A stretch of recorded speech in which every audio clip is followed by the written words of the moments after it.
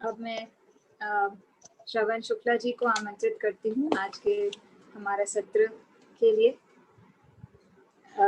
हम श्रवण शुक्ला जी वैसे टीचर रहे हैं उत्तर प्रदेश में और पिछले कई वर्षों से 2015 से वो आज दिल्ली में रहते हैं। उनका मेन सब्जेक्ट मैथमेटिक्स रहा है। वो मैथमेटिक्स के शिक्षक रहे हैं और पिछले 15 वर्षों से उनका भी मध्यस्थ दर्शन सहअस्तित्ववाद के साथ का अध्ययन चल रहा है। और ये दिल्ली के टीम के साथ में इनकी एक बहुत अहम भूमिका रही है हैप्पीनेस करिकुलम और critical thinking for transformative learning के जो हमारे प्रोजेक्ट्स, जो दिल्ली में जो प्रोजेक्ट्स रहे हैं, उनमें इनकी एक बहुत अहम भूमिका रही है उनके शेपिंग में और उनके तैयारी में। और मध्यस्थ दर्शन के अध्ययनार्थी भी हैं और प्रबोधक भी हैं। और इनके साथ में मैथमेटिक्स को लेकर कुछ हमारी ओवर द इयर्स कुछ चर्चाएं भी हुई थी, जिनसे कि हम कई लोग प्रेरित भी हुए थे। तो हमने सोचा एक अच्छा ये प्लेटफॉर्म भी बन जाता है, जिससे कि भैया ने जिस तरह से वो सोचे हैं, जिस तरह से वो फिलोसॉफिकली भी मैथमेटिक्स को देख पाए हैं, एंड एज अ टीचर वो जिस तरह से सब्जेक्ट को क्लासरूम में अलाइव कर देते हैं, जिंदगी के साथ जोड़कर जिस तरह से वो मैथमेटिक्स को पढ़ाते हैं, जिसकी हम सभी को आवश्यकता लगती ही है कि हम लोग शिक्षा में हम अगर कुछ पढ़ रहे हैं, जब हम छोटे थे तो भी कई सब्जेक्ट्स के लिए ऐसा लगता था कि हम पढ़ रहे हैं तो क्यों पढ़ रहे हैं। तो उस क्यों का उत्तर देने के लिए हमारे साथ में श्रवण भैया हमारे बीच कुछ बात रखेंगे। श्रवण भैया, over to you. You are welcome. जी, सभी को नमस्ते। बहुत बहुत धन्यवाद। सुवर्णा दीदी आज उपस्थित हैं। सुवर्णा दीदी ने अछोटी में मुझे अध्ययन कराया है। जब 2009-10 में मैं 6 माह के अध्ययन के लिए गया था, तो एक गुरु के रूप में उपस्थित हैं। और बाकी अपने सहयोगी के रूप में यहाँ पर मृदु दीदी हैं, निविता जी हैं, और अंकित भाई हैं, और भी भाई होंगे। मैं बहुत लोगों को नहीं जान पा रहा हूँ। कुछ लोग अभी जो है मेरा शिविर करके मेरे साथ संवाद से जुड़े हुए हैं। ऐसे लोग भी हैं, जैसे गुजरात में एक नवदीप विद्या मंदिर स्कूल है, वो साबरकाठा क्षेत्र में पड़ता है। वहाँ के कुछ शिक्षकों को मैं देख पा रहा हूँ, हेतल बहन को, शिल्पा बहन को, तो बाकी सबका नाम नहीं ले पा रहा हूँ। कुछ हमारे भाई, शायद 1-2 लोग नेपाल से जो मेरे साथ संवाद में जुड़े हुए हैं, विश्वराज आर्यल जी जुड़े हैं, तो सभी का स्वागत है। आज का जो टॉपिक है, तो उसको लेकर के मुझे लगता है कि मध्यस्थ दर्शन आधारित कहना अभी ज्यादा ठीक नहीं होगा, क्योंकि मध्यस्थ दर्शन के प्रकाश में इस पे काम चल रहा है। जब ये काम होगा और शुद्ध बुद्ध रूप में आ जाएगा तो उसको कहना ठीक रहेगा। लेकिन मैं जो पिछले 11-12 साल की मेरी यात्रा रही है, 13 साल की मध्यस्थ दर्शन के साथ, तो उसमें जो मैथमेटिक्स को लेकर के मैं, चूंकि मेरी बचपन से पीड़ा मैथमेटिक्स को लेकर रही है, मैं बचपन में ही मुझे बताया गया था मैथमेटिक्स एक कठिन सब्जेक्ट है, काफी टफ है। और हमारे यहाँ उत्तर प्रदेश में 8th के बाद साइंस साइड और आर्ट साइड 2 साइड हो जाते थे पहले। तो उसमें जो साइंस साइड वाले होते हैं तो उनको थोड़ी कठिन मैथमेटिक्स दी जाती थी, और उसमें लड़कियां नहीं जाती थी। लड़कियां ज्यादातर आर्ट साइड लेती थी, क्योंकि वो मैथमेटिक्स उनका जो है आसान वाला होता था। तो मैं समझ नहीं पाता था लड़कियां क्यों नहीं जाती हैं। तो मुझे बताया गया लड़कियां गणित में कमजोर होती हैं। तो मैं जब इस बात को सोचता रहता था कि लड़कियां कैसे कमजोर होती हैं, मैथमेटिक्स क्यों कठिन सब्जेक्ट है, तो आगे जब टीचर हुआ और काम करने का अवसर मिला, तो मैं इन्हीं मुद्दों को लेकर के आगे आया कि लड़कियां गणित में कमजोर कैसे हो सकती हैं। क्योंकि हमारे पूर्वी उत्तर प्रदेश में लड़कियों को शुरू से ही गृह कार्य में, घरेलू कार्य में उनको स्किल उनको दी जाती है, बल्कि लड़कों को बहुत दबाव नहीं होता। खेती का कार्य, अन्य कार्य में नहीं कर रहे हैं तब भी कोई बात नहीं, लेकिन लड़कियों के लिए तो वो कार्य अनिवार्य है, खाना बनाना, किचन का काम, ठीक है, और बर्तन धुलना, है सारा काम। तो मुझे लगता था ये तो पूरा का पूरा मैथमेटिक्स है। मुझे तो एक दिन सब्जी बनाने को दे दीजिए तो शायद पता नहीं खा पाएगा कि नहीं, नमक ज्यादा हो जाएगा कि तेल ज्यादा हो जाएगा, कि ज्यादा उसको मैं भून दूंगा कि कम भूनूंगा, पता नहीं। तो कितनी टेम्परेचर उसका रखना है बर्तन के नीचे, सब चीज का इतना अच्छा अनुमान, इतना सटीक अनुमान, कितने लोगों के लिए कितना चावल बनेगा, कितने लोगों को अगर खाना खिलाना है तो कितना आटा लगेगा, ये सब इतना सटीक अनुमान के साथ रहते हुए भी कैसे कहा जा रहा है कि लड़कियों के लिए थोड़ा कठिन पड़ता है गणित। और मैं अपने को भी देख पा रहा था कि मुझे क्यों कहा जा रहा था कि गणित कठिन पड़ता है। तो जब मैं इस पे एक अपने मन को लगाया, मनन किया, तो निकल के यही आया कि जो किताब में गणित है वो जिंदगी से जुड़ी नहीं है। जिंदगी से जुड़ी हुई गणित, जिंदगी से जुड़ी हुई गणित और किताब में दी गई गणित में कोई तालमेल नहीं है, इसलिए उसको कठिन बताया गया। मैं एक बार गोरखपुर के मेडिकल कॉलेज में गया, वहां मेडिकल स्टूडेंट के बीच में बैठ करके बातचीत कर रहा था। उस समय मैं एमएससी मैथमेटिक्स कर रहा था। तो मेरे साथ जो मित्र गए थे, उन्होंने जब कुछ डॉक्टर्स थे उनसे परिचय कराया कि ये मैथमेटिक्स में एमएससी कर, अच्छा मैथमेटिक्स में एमएससी, अरे इसके कारण तो मैं भाग आया था मेडिकल लाइन में। तो इस तरह का भय, इस तरह का एक मान्यता, इस तरह का वातावरण क्यों गणित के बारे में बनाया गया, ये सब चीजों का अपने में मनन चलता रहा। और जहां जहां मुझे अवसर मिला लिखने का, कक्षा में बात करने का, वहां मैं जिंदगी से बात करके, जिंदगी से इसको जोड़ करके बातचीत करके देखा तो काफी सफलता से हम मैथमेटिक्स का कोई भी कंटेंट बच्चों के बीच में रख सकते हैं। तो एक मैंने पावर पॉइंट प्रेजेंटेशन भी बनाया है, उसके माध्यम से बात करते हैं तो थोड़ा विजुअलाइज होगा।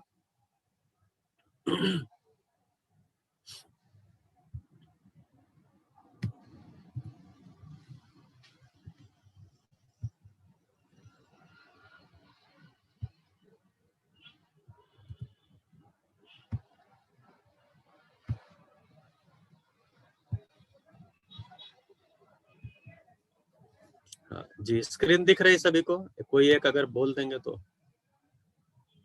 ठीक रहेगा। जी भैया, जी सर। ओके, तो एक तो जो ये मेरे सामने पॉपअप बार बार आ रहा है एडमिट करने का, इसका कोई जुगाड़ हो तो पुष्पेंद्र भाई कर दीजिएगा। तो एक तो जो प्रेरणा विद्यालय की तरफ से ये एक अच्छा ये प्रयास चल रहा है बेटर टीचिंग का। तो बेटर टीचिंग का मतलब ये है कि जैसी टीचिंग हो रही है वो गुड तो है ही, हम उससे बेटर की बात कर रहे हैं। जो टीचिंग हो रही है उसको खराब नहीं बता रहे हैं, वो अच्छा ही हो रही है, गुड तो है ही। बेटर कैसे हो और बेस्ट की तरफ कैसे जाए, इसकी शायद हम सभी इसमें चर्चा कर रहे हैं पिछले 2 दिनों से। आज मुझे ये अवसर मिला है, तीसरा दिन है, जिसे मुझे मैथमेटिक्स को रियल वर्ल्ड से, वास्तविक दुनिया से कैसे जुड़ा हुआ है और कैसे हम इसको कंटेंट को लेकर के बातचीत कर सकते हैं।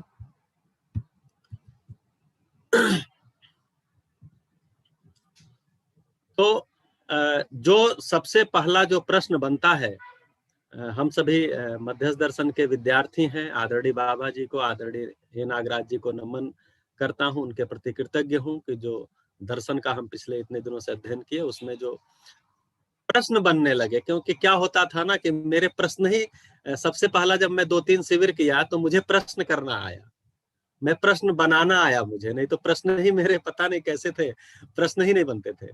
तो धीरे धीरे करके जो प्रश्न बनने लगे, तो उसमें हर चीज के पीछे जो पहला प्रश्न मुझे बनने लगा वो है क्यों का प्रश्न बनने लगा। मानव क्यों, संबंध क्यों, मानव के साथ संबंध क्यों, प्रकृति के साथ संबंध क्यों, जीना क्यों, जाना क्यों, खाना क्यों, ऐसे करके क्यों वाले प्रश्न बने। तो मैं जब शुरुआत करता हूँ तो क्यों से ही करता हूँ। तो मेरा जो पहला प्रश्न बना गणित क्यों, तो आपके सामने उसको रखते हैं। तो कुछ हद तक हम सब के सब गणितज्ञ हैं। अपने दैनिक जीवन में रोजाना ही हम गणित का इस्तेमाल करते हैं।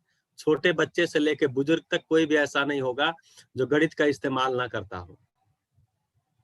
अगर दवा खा रहे हैं तो बिना गणित के आप नहीं खा सकते, ओवरडोज हो जाएगा या कम हो जाएगा। हमारी माता जी हैं, उनकी एज 70 के आसपास है, वो बोलती हैं कि 4 दवाई खा लिए, 6 दवाई था, 2 दवाई कहाँ हमारी है। ठीक है, फिर कितने ml पीना है, कितने ढक्कन पीना है, सारा का सारा।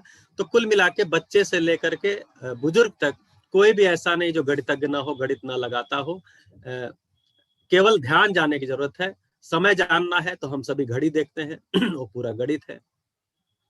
हम बाजार में सामान खरीदते हैं, खरीदारी के बाद जो पैसा बचता है, देते लेन देन करते हैं, उसमें हिसाब जोड़ते हैं। मैं नेपाल में गया था एक बार 2003 में, तो वहां मैं देखता था कि छोटे जो वहां पर एक खोमचे वाले भी बच्चे भी अगर छोटे से हैं, पता नहीं वो भी पढ़ते होंगे कि नहीं पढ़ते होंगे, लेकिन मैं जब उनको इंडियन रुपीज देता था तो बाकायदे बढ़िया से हमें सामान दे के कैलकुलेट करके वो नेपाली रुपीज हमको वापस कर देते थे बचा हुआ। तो ये गणित है ही है, भले नहीं पढ़े हैं। इस तरह से हम खेल खेलते हैं, उसमें जो लेखा जोखा रखते हैं, जो हम जलयान में, विमान में, ये सब जो दिशा निर्धारक है, जो हम डायरेक्शन देखते हैं, इसमें ज्योमेट्री का प्रयोग है, ये पूरा का पूरा गणित ही है। इसी तरह से एक चित्रकार है जो पेंटिंग करता है, वो पूरा का पूरा गणित ही है। मतलब पेंटिंग तो 100% मैथमेटिक्स है। जबकि हम लोगों को लगता है कोई पेंटिंग कर रहा है तो उसको उस काम से, बच्चा अगर पेंटिंग में ज्यादा, अरे मैथमेटिक्स कब पढ़ेगा। हम पेंटिंग को कैसे मैथमेटिक्स से कनेक्ट करते हैं, क्योंकि पेंटिंग तो पूरा पूरा मैथमेटिक्स है, उसके बिना हो ही नहीं सकता। तो मानसिकता में है, भाषा में नहीं है। इतना सा केवल जो शिक्षक हैं गणित के, उनको क्या काम करना है, हर व्यक्ति के मानसिकता में मैथमेटिक्स है, गणित है, केवल उनकी भाषा में लाना है। भाषा में आ जाता है, बस हो गया। गणित की महत्ता को बताने के लिए यहाँ पर जो है वो अपने कुछ उसमें जो है कुछ महावीराचार्य ने गणित सार संग्रह में लिखा है, बहुवीर प्रलाप है किम त्रलोक सचराचरे यद किंचित वस्तु तत्सर्वम गणितेन बिना नहीं। बहुत प्रलाप करने से क्या लाभ है, इस चराचर जगत में कोई भी वस्तु है वह गणित के बिना नहीं है, उसको गणित के बिना नहीं समझा जा सकता। कुल मिलाकर के वस्तु है और गणित है। हमने क्या कर दिया, गणित है, वस्तु को बाद में देखेंगे। तो जो प्रकृति है, चारों तरफ जो हमारे चार अवस्थाएं हैं व्यापक में, डूबी भीगी, जिसको हम लोग दर्शन में पढ़ते हैं, अगर ऐसे भी ना भी देखें तो भी हमारे चारों तरफ जो फैला हुआ संसार है वो पूरा गणित है। केवल और केवल हम गणित की भाषा से उसको समझते हैं तो गणित कहला जाता है। जब तक गणित की भाषा से नहीं समझते तब तक गणित नहीं कहा जाता है।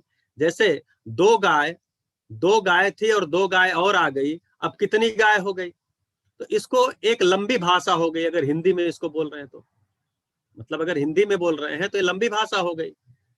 उत्तर तो 4 ही आएगा, 4 गाय। लेकिन टू गाय प्लस 2 गाय इज इक्वल टू 4 गाय, ये थोड़ा आसान हो गया, केवल भाषा गणिती भाषा आ गई।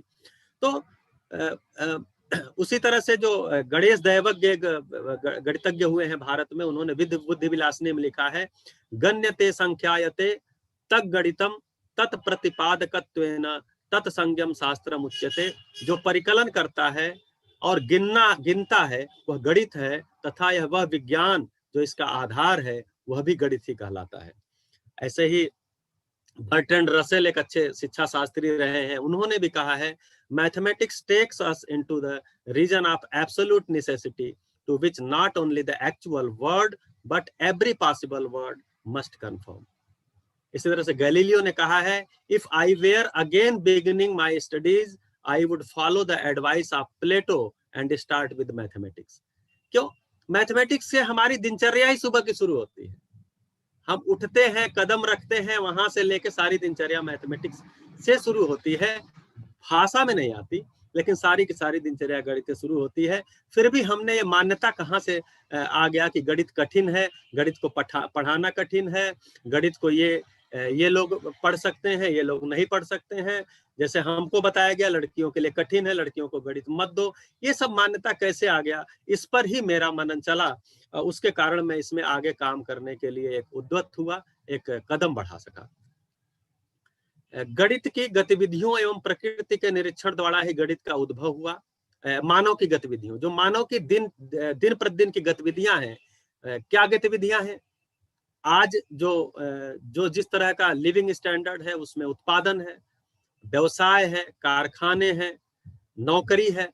लेकिन अगर पहले देखेंगे, गणित तो आज से पढ़ाया नहीं जा रहा है, पहले देखेंगे तो खेती है, गोपालन है, जो दस्तकारी और कारीगरी है, ये सारा का सारा जो दिनचर्या था, घर के अंदर जो रहना है, खाना पकाना है, कपड़े बुनना है, कपड़े सिलना है, आप देखेंगे तो जितनी भी मानव की गतिविधियां हैं और प्रकृति के साथ जो उसका जीना है, वो सब उसका निरीक्षण करेंगे तो वहीं से गणित उद्भव हुआ।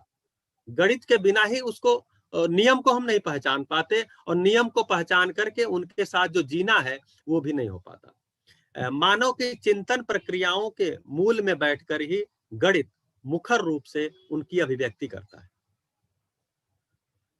और वास्तविक संसार अवधारणाओं की दुनिया में बदल जाता है। जो सारा का सारा संसार है, ये जिस तरह से अपने को व्यक्त कर रहा है, इसमें जब हम गणित लगा देते हैं तो नियम को समझ जाते हैं, उनके साथ कैसे तालमेल रखना है उसको समझ जाते हैं, तो ये सारा का सारा जो संसार है, जो एक रहस्य के रूप में कभी रहा होगा, जो कभी एक अबूझ के रूप में रहा होगा, वो पूरा का पूरा अवधारणाओं की दुनिया में बदल जाता है और हमारे लिए नियम पकड़ में आ जाता है और हमारे लिए जीना सहज हो जाता है।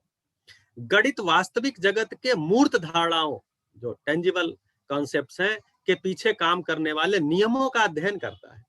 एक भी नियम नहीं है जिस नियम को हमको समझने के लिए गणित न लगाना पड़े। गणित की अपनी अलग ही भाषा एवं लिपि है, जिसे पहले जानना समझना जरूरी है।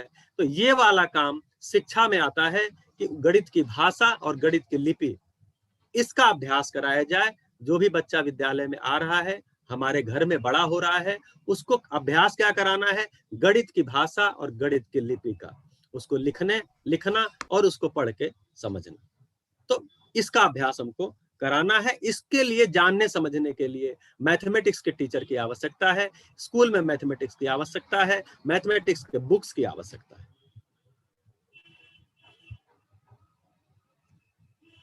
तो अभी जो मान्यताएं हैं कि गणित को दैनिक जीवन से असंबंधित मानकर, डिटैच मानकर, इसे समझने की दृष्टि से कठिन माना जाता है, जबकि वास्तव में यह वास्तविक जीवन के साथ केवल जुड़ा ही नहीं है, बल्कि उसी से इसकी उत्पत्ति भी हुई है। यह विडंबना ही है कि ज्यादातर लोग गणित के प्रति विमुखता दिखाकर उससे दूर भागते हैं। ये मान्यता के ही कारण है, कोई दूर नहीं भागता है, कोई दूर भागेगा भी नहीं। अगर हम केवल मानसिकता में, केवल मान्यता में को अगर ठीक कर ले गए। ऐसी मान्यता बनी क्यों? इसलिए बनी क्योंकि गणित वस्तु मूलक है, वस्तु है, वहां से गणित उद्गमित है। सामान्यतः हमने क्या किया कि वस्तु के साथ गणित के जुड़ाव को छोड़ दिया। तो अब जुड़ाव को छोड़ने से क्या हो गया? तो एक बार आदरणीय बाबा जी के साथ कुछ लोग बैठे थे, बातचीत हो रही थी, तो उसमें से बात निकल के आया कि वस्तु के साथ अगर गणित चलता है तो वह पालतू कुत्ते की तरह पीछे पीछे पूंछ हिलाते हुए चलता है, और जब वस्तु को हम छोड़ देते हैं तो वही गणित हमको पागल कुत्ते की तरह दौड़ाने लगता है। तो जिसको हम एक अव्यक्त गणित बोलते हैं, डिस्क्रीट मैथमेटिक्स बोलते हैं, उसके पीछे भी वस्तु ही है।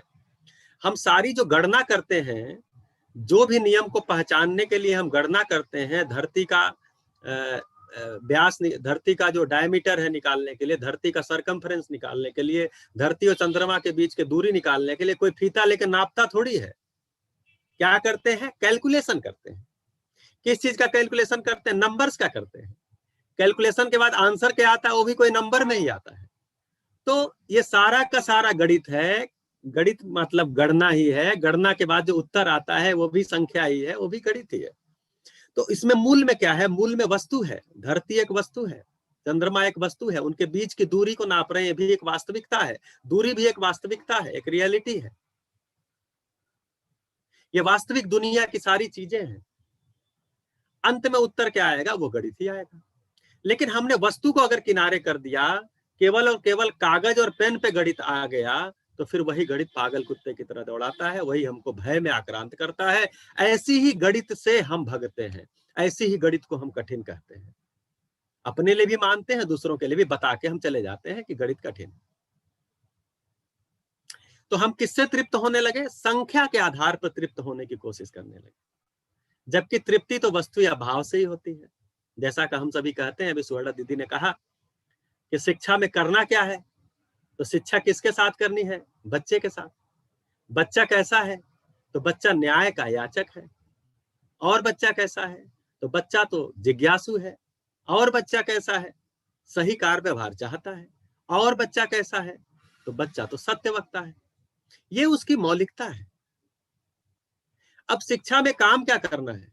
तो जैसा दीदी ने बताया न्याय का याचक है, न्याय स्वयं के लिए चाहता है, न्याय को पहचानता तो नहीं है लेकिन अनुमान लगाता है, और न्याय प्रदायी क्षमता नहीं है उसके अंदर, स्वयं के अंदर भी नहीं है। अपने अनुसार कुछ भी किसी चीज को न्याय मानता रहता है, लेकिन अंदर से जो मांग है वो न्याय की है। शिक्षा का काम क्या है कि 20 साल जो एजुकेशन में बच्चा लगा रहा है उसमें न्याय प्रदायी क्षमता आ जाए, न्याय पूर्वक जीने की क्षमता आ जाए। अब इसी में मैथमेटिक्स भी है, गणित भी पढ़ाना है, तो गणित भी पढ़ाते समय ध्यान किस चीज का रखना है, बच्चा न्याय को समझ रहा है कि नहीं। न्याय का मतलब क्या है, संबंध, मानव के बीच में, मानव और प्रकृति के बीच में संबंध है, उसमें मानव और मानव के बीच में जो संबंध है उसमें न्याय है।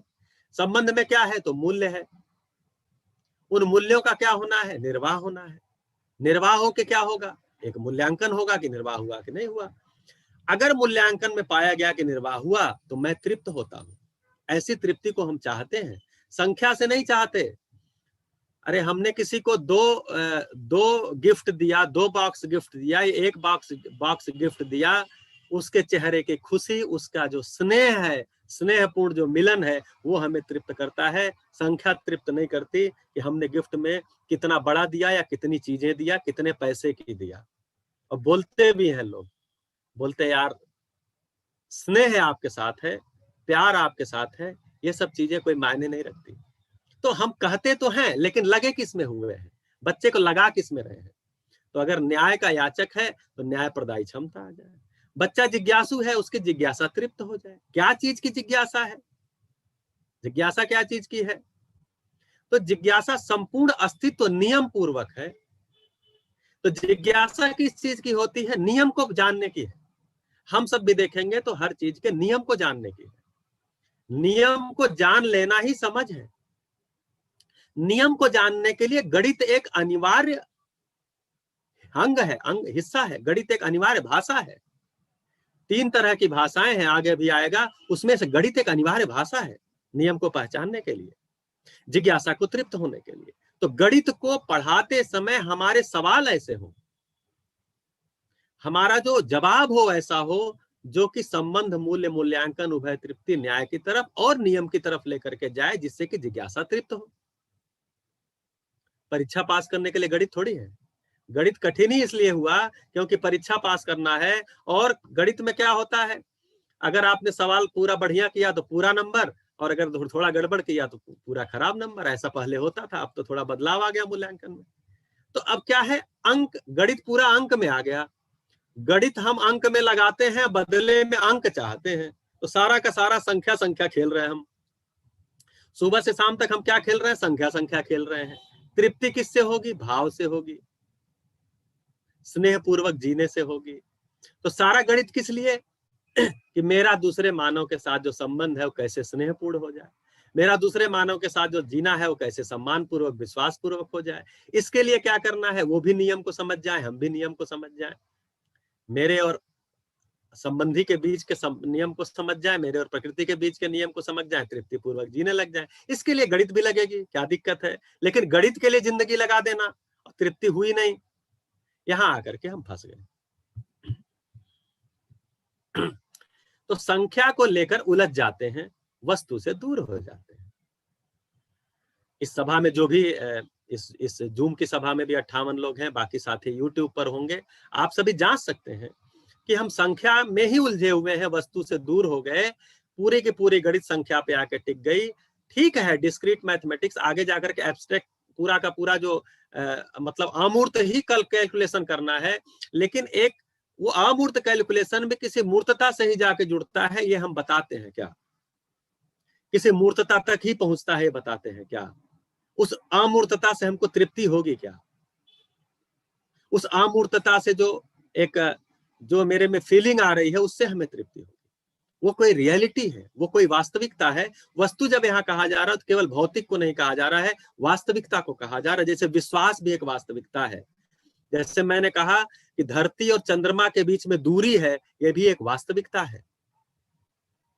ये डिजिट में हम नाप रहे हैं, लेकिन दूरी तो वास्तविकता है ना। दूरी होगी नहीं तो नापेंगे किस चीज को, दूरी है तो नाप रहे हैं। मेरे नापने के कारण दूरी नहीं है, दूरी है, ये भी एक वास्तविकता है। तो हम वास्तविकता से दूर हो रहे हैं, संख्या में उलझ रहे हैं, ऐसी मैथमेटिक्स लेकर के हम स्कूल में आ गए। हम संख्या के आधार पर तृप्त होने की, इसका पहले चर्चा हो चुकी है। वस्तु की गणना करने के लिए गणित बनाए हैं, न कि संख्या खेलने के लिए। आप जैसे एक अपरिमेय संख्या है √2, अब इसका मान निकालना है, गणित विधि से निकालिए। √3, √2, अब इसका गणित विधि से मान निकालिए, कभी भी नहीं निकलता। लेकिन इसमें कोई वस्तु, एक जैसे मान लीजिए कि ये मीटर में है, तो 1 मीटर का धागा इधर, 1 मीटर का इधर, ऐसे 90 डिग्री पे रख करके उसका जो विकर्ण होगा, डायगोनल जो उसका होगा, उसको माप लें, वही √2 है। मतलब वो धागे को बता सकते हैं। मापने का मतलब कि उसका पॉइंट में आंसर नहीं आएगा, वो दूरी को हम बता सकते हैं, ये है √2, ऐसे पकड़ के बता सकते हैं ये है √2, जबकि अंक में, संख्या में हम नहीं बता। हमें ध्यान देने की जरूरत है। कैलाशबेन તમે વાત કરી કાકા, તમે આ વાત આખી જોણતા નહીં। હું 2 વાર ગયો, પરસ્પર હું 2 વાર ગયો।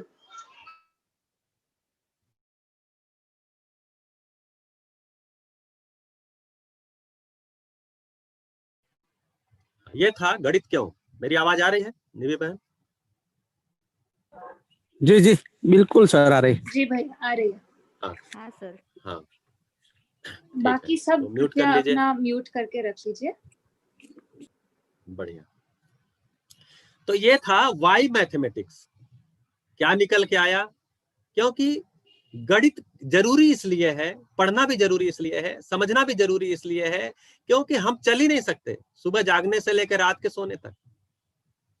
वो भाषा की जरूरत हमको पड़ती ही पड़ती है। आपसे इस समय में बात कर रहा हूं तो मैं बार बार गणित की भाषा, स्लाइड भी मैंने, अगर गणित ना होता तो स्लाइड भी, पावर पॉइंट भी नहीं बन पाती। इसमें जो स्ट्रक्चर है देखिए ना, पूरा का पूरा गणित है, पूरा आकार गणित है।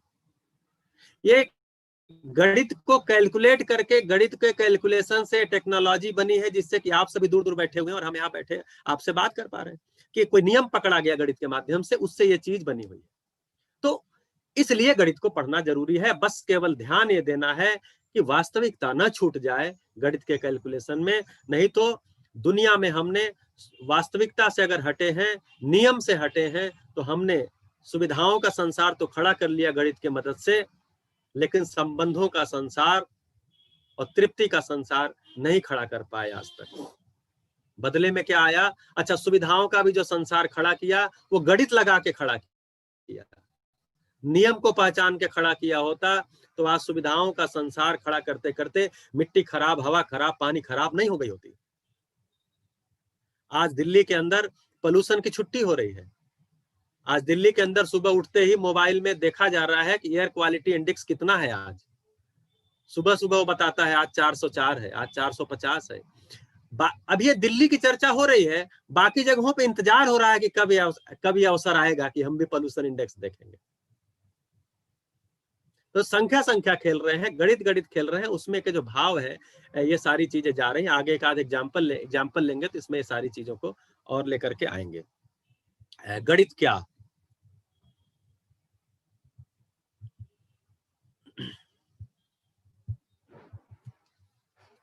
तो गणित एक भाषा है। सभी नियम अनुभव से प्राप्त होते हैं, लेकिन उन्हें व्यक्त करने के लिए आपको एक विशेष भाषा की आवश्यकता होती है। धरती सूर्य के चारों ओर घूम रही है, धरती अपने एक्सिस पे घूम रही है, नियम है। लेकिन ये जो घूम रही है और गोल चक्कर लगा रही है, सब गणित है। ये गोलाई, ये छोटा, ये बड़ा, ये लंबा, ये छोटा, ये बड़ी है, ये दूर है, इतनी दूर है, ये सब क्या है? ये गणित है। तो नियम जो है वो अनुभव से प्राप्त होते हैं, लेकिन उनको व्यक्त करने के लिए एक विशेष भाषा होती है, जिसको हम गणित बोलते हैं। गणित यानी गणना। क्या गणना? तो जोड़ना, घटाना, शून्य पर काल विधि से विस्तार, दूरी, तौल, माप, ये सब क्या है? ये सब गणित है। तो हम पूछ रहे हैं गणित क्या है? तो गणित एक भाषा है जिसमें हम गणना करते हैं। गणना करके क्या निकालते हैं? उसको भी कोई भाषा ही देते हैं, प्रतीक देते हैं। ये सब गणित है। गणितात्मक भाषा समाधान समृद्धि पूर्वक जीने की आवश्यकता के आधार पर गणना विधि पूर्वक वस्तु मूलक गणित को समझने की, ये सारा का सारा अभी जो स्लाइड है ये सब मध्यस्थ दर्शन से, चूंकि मैं भी इसमें वो जगह नहीं था कि मैं उसको कोट कर पाता कहां से था। तो गणितात्मक भाषा, ये संवाद पुस्तक से है, गणितात्मक भाषा समाधान समृद्धि पूर्वक जीने की आवश्यकता के आधार पर गणना विधि पूर्वक वस्तु मूलक गणित को समझने के लिए। सारा का सारा भाषा गणना करके क्या समझना है, वस्तु मूलक गणित को। वस्तु मूल में है, वास्तविकता मूल में है। ये पूरी की पूरी दुनिया जो वास्तविकता है, पूरी की पूरी कायनात जो वास्तविकता है, जो दिख रहा है वो भी वास्तविकता है, जो नहीं दिख रहा है वो भी वास्तविकता है। उस वास्तविकता के उसके मूल में है गणित के, ये बात स्पष्ट होती है। और उसको हम जब बताते हैं तो उसको गणितीय भाषा बोलते हैं। मनुष्य का अकेले में कोई कार्यक्रम नहीं है, अकेले में मनुष्य में कोई प्रमाण भी नहीं है। हम कुछ सीखे हैं तो किसी चीज के साथ उसको करेंगे। हम अगर जिंदगी को सीखे हैं तो जी करके किसी के साथ जी के उसका प्रमाण आता है। अकेले में कोई व्यवहार होता नहीं है। तो परिवार की आवश्यकताओं में समृद्धि से संबंधित जितनी भी बात है उसमें गणित के आधार पर ही बात करना बनता है। समृद्धि का मतलब, हम सभी शिविर में, जो लोग भी शिविर किए होंगे, बहुत सारे लोग नहीं शिविर किए भी होंगे, ऐसा हो सकता है, उसमें समृद्धि की बात करते हैं कि मुझे जितने साधन की आवश्यकता है उतने साधन सुनिश्चित हो जाना है, और ऐसे भाव में आना ही समृद्धि का भाव है। वो समृद्धि के भाव में साधन एक अनिवार्यता है, सुविधा एक अनिवार्यता है। सुविधा का उत्पादन होता है, सुविधा का या तो हम श्रम करें या हमारे बदले कोई दूसरा श्रम करे, हमारे बिहाफ कोई दूसरा श्रम करे। जैसे मैं रोटी खाता हूं, लेकिन अभी फिलहाल मैं गेहूं उगाता नहीं हूं, लेकिन मेरे बदले कोई उगा रहा है, तो श्रम से ही वो गेहूं उत्पन्न हो रहा है।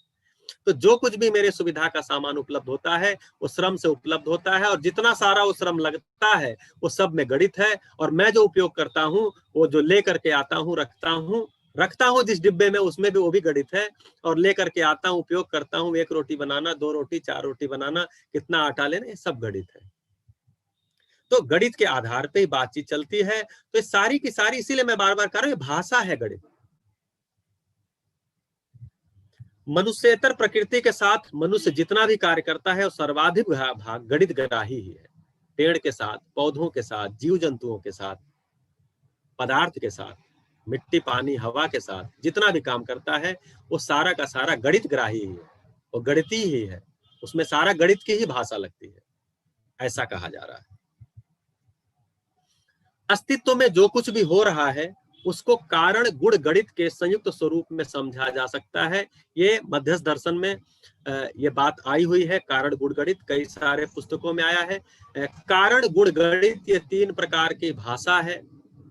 कारण को जाने बिना, जैसे कारण क्या है, सह अस्तित्व ही कारण है। हर घटना, स्थिति, गति का मूल कारण सह अस्तित्व ही है। सह अस्तित्व यानी स्पेस है, व्यापक है, उसमें डूबी, भीगी, घिरी हुई इकाइयां हैं जिनको हम गिन सकते हैं, नाप सकते हैं, तोल सकते हैं।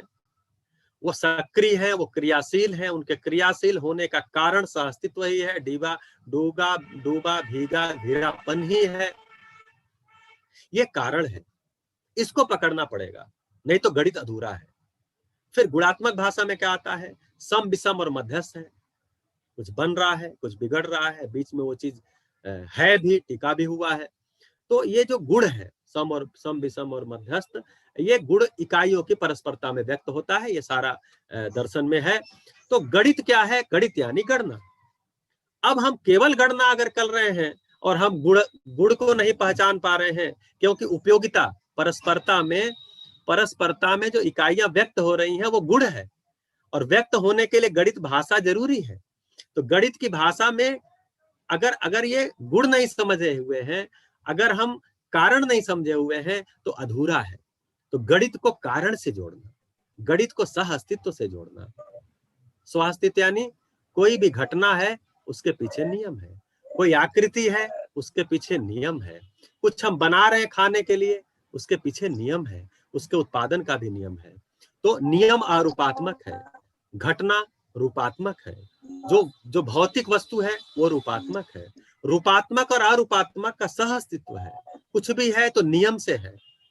तो नियम के साथ उसको देख पाना, अर्थात कारण पूर्वक देख पाना। तो सारा का सारा गणित को कारण से अगर नहीं जोड़ पाते हैं, वही अतृप्ति है। तो कोई कितना भी बड़ा गणितज्ञ हो जाए, कितना भी बड़ा वैज्ञानिक हो जाए, कितना भी बड़ा सब कुछ हो गया, अगर कारण तक नहीं पहुंचा तो फिर गणित अधूरा है।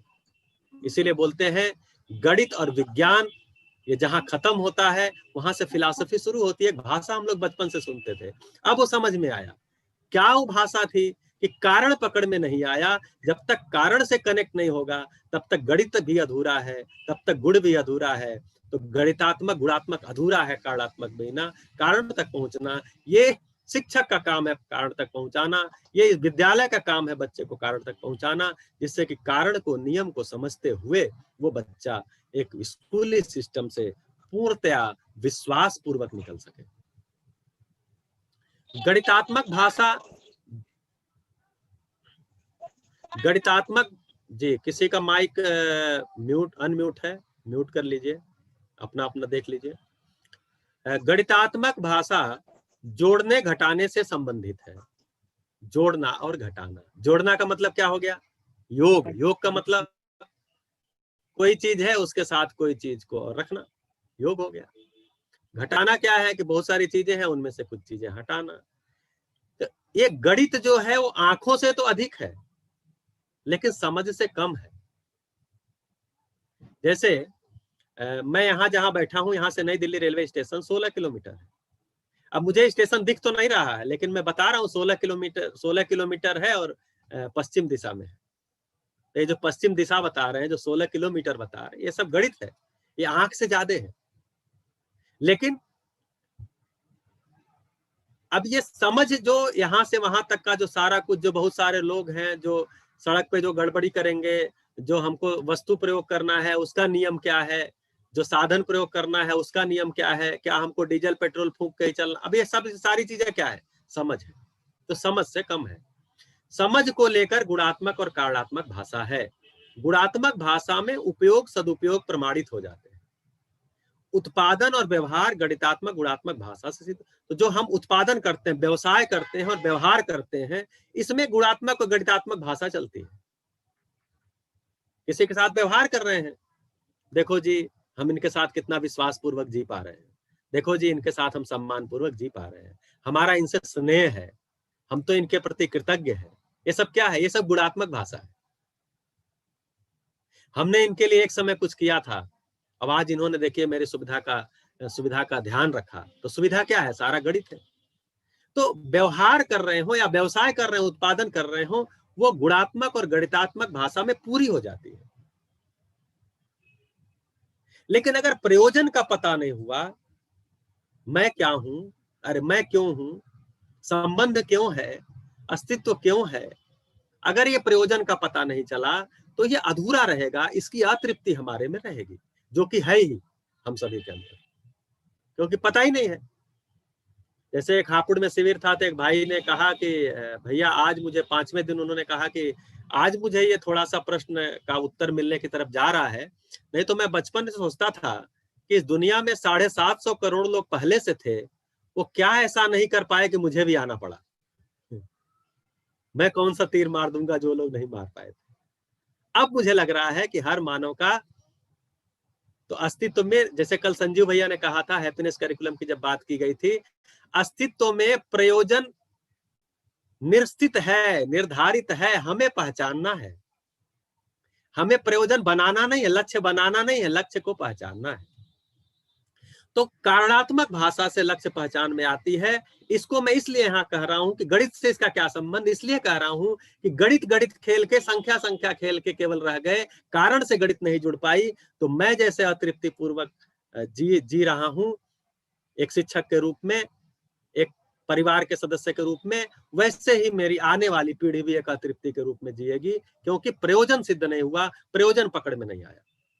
तो प्रयोजन सिद्ध होने का मतलब है परम सत्य रूपी सहअस्तित्व समझ में आ जाना और प्रमाणित होना। क्या सहअस्तित्व? जैसे चर्चा किया कि कोई भी घटना है और नियम है, वस्तु है नियम है, संबंध है नियम है। तो ऐसा नियम सारे अरूपात्मक है, सारा घटना सारा ये सब चीजें रूपात्मक है। तो रूपात्मक अरूपात्मक का सहअस्तित्व हमेशा नित्य वर्तमान है। इसको पकड़ लेना, ये पहचान में आ जाना, इसके लिए गणित है। तो गणित का सारा उपयोग यहाँ करना। तो गणित के प्रश्न को कहाँ चर्चा करते समय, उसके हल के समय ले जाके प्रयोजन से कनेक्ट करना।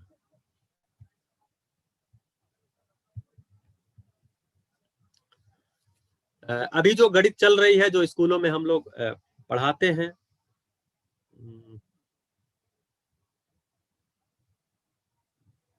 5:20 तक है ना, अभी अपने पास 20 मिनट है। जी भैया। जी जी। तो वर्तमान में गणित को मोटे तौर पर 2 भागों में बांटा गया है। एक को अनुप्रयुक्त गणित या नियोज्य गणित बोलते हैं, अप्लाइड मैथमेटिक्स, और एक को प्योर मैथमेटिक्स बोलते हैं। ऐसा हम सभी अपने जो भी मैथमेटिक्स के शिक्षक हैं उनको पता है कि प्योर मैथमेटिक्स और अप्लाइड मैथमेटिक्स। तो प्योर मैथमेटिक्स पे स्कूली एजुकेशन में ज्यादा काम है, फिर आगे चल के उसी में कुछ क्वेश्चन अप्लाइड मैथमेटिक्स के होते हैं, और आगे चल के जब मेडिकल इंजीनियरिंग अन्य चीजों में जाते हैं तो अप्लाइड मैथमेटिक्स की चर्चा होती है। अप्लाइड मैथमेटिक्स का मतलब दिन प्रतिदिन के व्यवहार में, जीने में, उत्पादन में, व्यवसाय में जो कुछ भी गणित उपयोग होती है वो सब अप्लाइड मैथमेटिक्स है। यानी विज्ञान, अर्थशास्त्र और कई अन्य क्षेत्रों में प्रयोग किए जाने वाला गणित प्रयोगी गणित है। इसमें अध्ययन की जाने वाली गणितीय समस्याओं का स्रोत किसी और क्षेत्र में होता है। ऐसे ही शुद्ध गणित जो है, इसमें सारा बीज गणित, ज्यामिति, संख्या, सिद्धांत ये सब आते हैं। शुद्ध गणित का जो विकास है ये 20वीं शताब्दी में अधिक हुआ। इसके विकास में सन 1900 ईस्वी में डेविड हिल्बर्ट के द्वारा पेरिस में दिए गए व्याख्यान का बहुत योगदान रहा, जो उन्होंने 1900 ईस्वी में दिया था। उसके बाद ही प्योर मैथमेटिक्स का ज्यादा प्रचलन हुआ।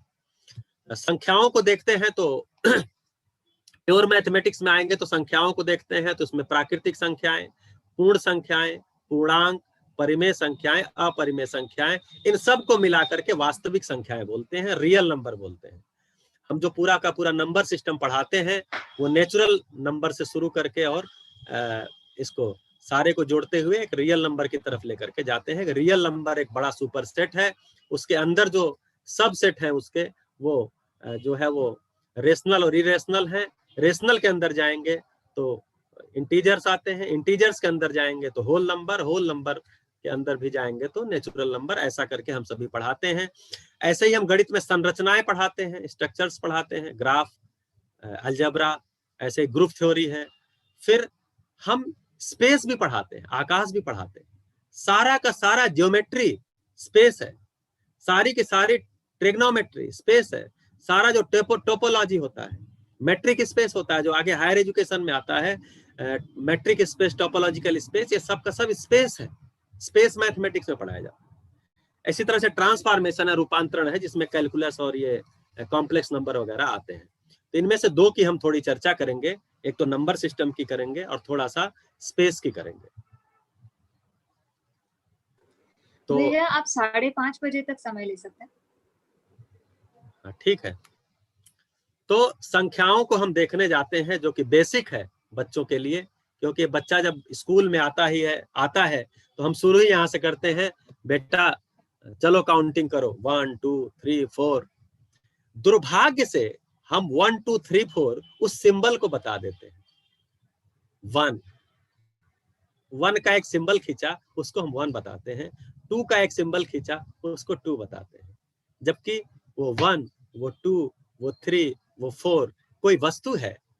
उस वस्तु को गिना गया तो जो काउंटिंग है और जो न्यूमेरल है, यानी संख्या और संख्यांक, ये इसका हमको अंतर स्पष्ट करके चलना पड़ेगा। हम लोग संख्यांक को ही संख्या बता देते हैं, तो वो प्रतीक है, प्रतीक में उलझा दिया और वस्तु दूर हो गया छोटे छोटे बच्चों के साथ। जबकि छोटे छोटे बच्चों के साथ सारे दुनिया के जितने भी मैथमेटिकल पेडागोजी है उसमें ये कहा गया है कि छोटे छोटे बच्चों को तो तीसरी चौथी तक बिना वस्तु के, माने वास्तविक किसी सॉलिड वस्तु के मैथमेटिक्स को एक कदम भी ना चलाया जाए। लेकिन हम चला रहे हैं और काफी, मतलब मैं तो देख रहा हूँ, मैं जहाँ पढ़ा और मैं जहाँ पढ़ा था तो सब जगह ऐसे ही चलता है। जबकि ये जुड़ता कैसे है? अब ये 1 2 है क्या, तो इसको नेचुरल, आगे जाकर के 6th में जब पहुंचता है बच्चा तो इसको बताते हैं नेचुरल नंबर, हिंदी में बोलते हैं प्राकृतिक संख्या। अब मैं इसको सोचता था कि नाम भी कितना अच्छा रखा गया, प्राकृतिक संख्या या इंग्लिश में नेचुरल नंबर। क्यों ऐसा कहा गया इसको प्राकृतिक संख्या? तो इंटरैक्टिव सेशन नहीं, इसलिए मैं ही इसको रखता हूं। तो प्राकृतिक, इसमें प्रकृति जुड़ा है और संख्या जुड़ी है। प्रकृति का मतलब कि मेरे चारों तरफ जो फैला हुआ दृश्य संसार है, जिसको हम दृश्य मतलब जो हमारी आंखों से पकड़ में आता है, मतलब डायरेक्ट आंख से पकड़ में आए, चश्मे से आए, टेलीस्कोप से आए या माइक्रोस्कोप से आए, वो सब आंखों के पकड़ में माना जाता है। नहीं तो आप बोलेंगे नहीं जी, हवा के जो पार्टिकल है, एटम है, वो तो आंखों के पकड़ में नहीं आते, तो उसको कैसे आप बोल रहे हैं। तो ये जो कुछ भी हमारी आंखों की सीमा में आता है, मतलब माइक्रोस्कोप, टेलीस्कोप, किसी से हम देख सकते हैं, वो सब प्रकृति है, इंद्रियों को के पकड़ में आ जाता है, वो सब प्रकृति है। और वो एक है या एक से ज्यादा है। प्रकृति में कोई चीज एक है या एक से ज्यादा है। इसको क्या बोले, कोई चीज आधी नहीं है प्रकृति में। नेचर में कुछ भी आधा नहीं है, नेचर में सब कुछ व्यवस्था है, और व्यवस्था पूरा ही है, आधा नहीं है, अधूरा नहीं है। इसलिए एक है या एक से ज्यादा है, इसलिए इसको बोला। क्योंकि प्रकृति के वस्तुओं को गिनने के काम आता है, इसलिए प्राकृतिक संख्या है। नेचर की जो कुछ भी यूनिट्स हैं, जिनको हम एक एक गिन सकते हैं, उनको गिनने के काम आता है, इसलिए नेचुरल नंबर है। ऐसा हमको बताना ठीक रहेगा। नहीं तो प्राकृतिक संख्या क्या है, 1 से लेकर के और इनफाइनाइट तक के प्राकृतिक संख्या है। 1 2 3 4 ऐसा करके डैश डैश डैश, ये सब प्राकृतिक संख्या है। अब ये कहाँ मैथमेटिक्स आ गई, ये बोर्ड पे मैथमेटिक्स आ गई। जबकि मैथमेटिक्स कहाँ है, चारों तरफ फैला हुआ है। प्रकृति में जो कुछ भी है उनको हम गिनते हैं, तो गिनने के लिए जो संख्या प्रयोग करते हैं वो प्राकृतिक संख्या है। और प्रकृति में जो कुछ भी है, मैं बार बार दोहरा रहा हूं, प्रकृति में जो कुछ भी है वो एक है या एक से ज्यादा है, 2 है, 3 है, 4 है, 5 है, जितना हम काउंट कर सकते हैं उतना है। अब और क्या चीज है प्रकृति में,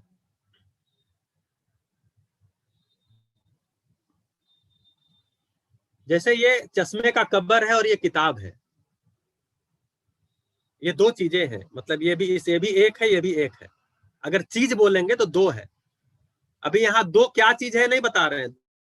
2 चश्मे का कवर नहीं है, 2 किताब नहीं है, 2 वस्तुएं हैं। एक चश्मे का कवर है और एक किताब है। इन दोनों के बीच में क्या है, या ऐसा कहें कि चश्मे का कवर हटा दिया और किताब भी हटा दिया, अब यहाँ क्या है, तो सामान्यतः बोलते हैं कुछ नहीं है। तो जब किताब को यहाँ लाएंगे तो ये जो कुछ नहीं है उसको हटा के लाएंगे या कुछ नहीं में ही ला रहे हैं। ऐसे ही चश्मे का कवर जब हम ले आ रहे हैं तो उसी कुछ नहीं में ला रहे हैं या कुछ नहीं को हटा के ला रहे हैं। या जब हम यहाँ से चश्मे का कवर हटा रहे हैं तो चश्मे के कवर के पीछे भी कुछ नहीं है, जिसको हम शून्य बोल रहे हैं। अभी शून्य बता देते हैं सीधे सीधे, कुछ नहीं है, उसको हटा के इसको हटा रहे हैं या उसी में हटा रहे हैं। तो धीरे से पता चलता है कि जहां पर इकाई नहीं है, यानी जिसको गिन नहीं सकते, वहां पर कुछ नहीं है। कुछ नहीं का मतलब क्या है, खाली जगह तो है, स्पेस तो है। उसको सामान्य भाषा में शून्य बोलते हैं, जीरो। बोले चश्मे का कवर कितना है, 1, अभी कितना है, 0। ये क्या चीज है, 0। ये क्या चीज है, 0। अब क्या आ गया, 1। अब क्या है, 0। तो ये 1 था, वो जो शिफ्ट हुआ वो किस में शिफ्ट हुआ, 0 में ही। फिर वहां से यहाँ किस में आया, 0 में ही आया। तो ये जो जगह है ये भी सच्चाई है कि नहीं है, वास्तविकता है कि नहीं है। हम उसमें सब चीजों को ला रहे हैं, ले जा रहे हैं, उसमें ही हम देख पा रहे हैं, उसमें सब कुछ श्रम कर रहे हैं, तो वो भी वास्तविकता है कि नहीं है। तो बोले है, क्या बोले उसको, तो बोले वो शून्य है। अच्छा जी, शून्य है मतलब कुछ नहीं है, शून्य है। अच्छा जी, तो इकाइयां हो गई जिनको हम गिन सकते हैं, एक से आगे 1 2 3 4 5 6 ऐसे करके। फिर बीच में खाली जगह है बहुत सारी, जहां इकाई नहीं है उसको शून्य बोल दिया।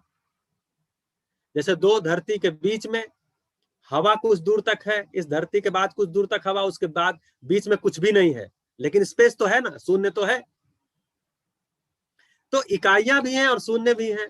तो क्या करना है, यानी गिन सकते हैं वो भी चीजें हैं, और एक ऐसी चीज है जिसको गिन नहीं सकते लेकिन उसमें सब चीजें हैं, वो क्या है, वो शून्य है। अच्छा जी, अब इसके अलावा कुछ बचा, बोले नहीं, अब तो पूरा हो गया, अब तो पूर्ण हो गया। तो चलो, प्राकृतिक संख्याएं हैं और शून्य है, अब इनको मिला के बोले तो क्या बोलेंगे, बोले पूर्ण बोलेंगे, होल बोलेंगे, पूरा हो गया। अब न गिनती के लिए कुछ बचा, न कोई और वास्तविकता बची।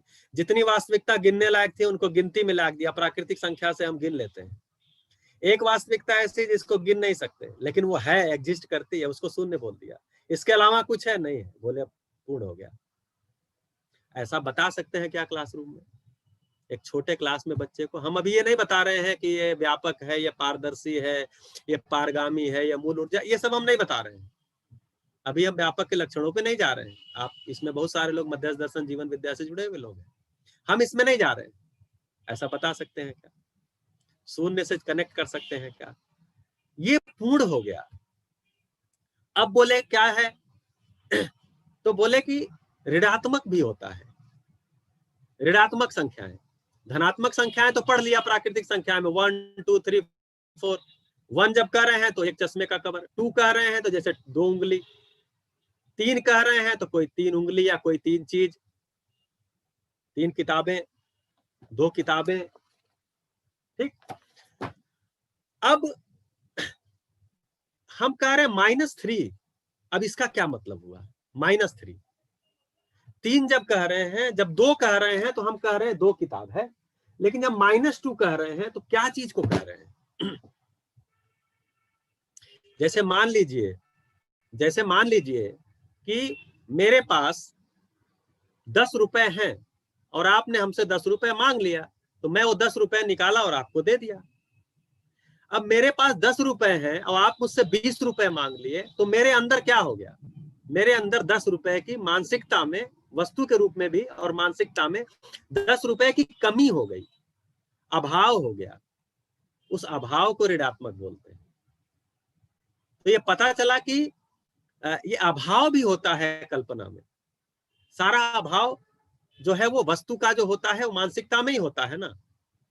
तो ये सारा का सारा अभाव जो है इसको भी गिन सकते हैं। ऐसा कहा गया कि जो है उसको तो गिन ही लिया, प्रकृति में जो कुछ भी है उसको गिन लिया।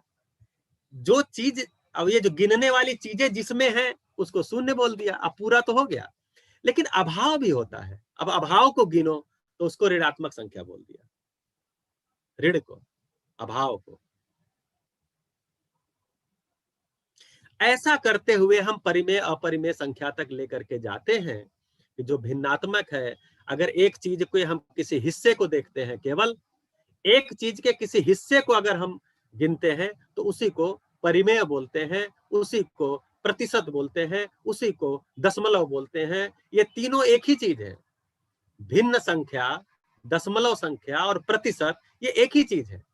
एक चीज के अगर एक हिस्से को या कुछ हिस्से को हम केवल गिनते हैं, वो गिनने के लिए जो संख्या उपयोग होती है उसी को हम परिमेय संख्या बोलते हैं, रेशनल नंबर बोलते हैं, उसी को भिन्न भी बोलते हैं और उसी को डेसिमल भी बोलते हैं, उसी को परसेंटेज भी बोलते हैं। ऐसा हम स्पष्ट कर सकते हैं बच्चों के बीच में। फिर कुछ ऐसी चीजें हैं जिनका मान हम निकाल ही नहीं सकते, कितना भी सर कूट लें। जैसे √2 का भी हमने उदाहरण दिया, संख्या में उसका मान नहीं निकल सकता। धागे की लंबाई के रूप में निकल सकता है, संख्या में नहीं निकल सकता। उसको अपरिमेय बोला यही पूरा संख्याओं का संसार है। इसी को वास्तविक संख्या बोलते हैं, रियल वर्ड, रियल नंबर। तो वास्तविक दुनिया में इतने संख्याओं का हम उपयोग करके और अपने काम को करते हैं। अब इसमें एक जो ज्यामिति हम पढ़ाते हैं, जो अवकाश को पढ़ाते हैं, आप देखिए पूरी की पूरी ज्योमेट्री में हम क्यों कह रहे हैं आकाश को बताते हैं। ज्यामिति में करते क्या है, हम कोण नापते हैं, एंगल।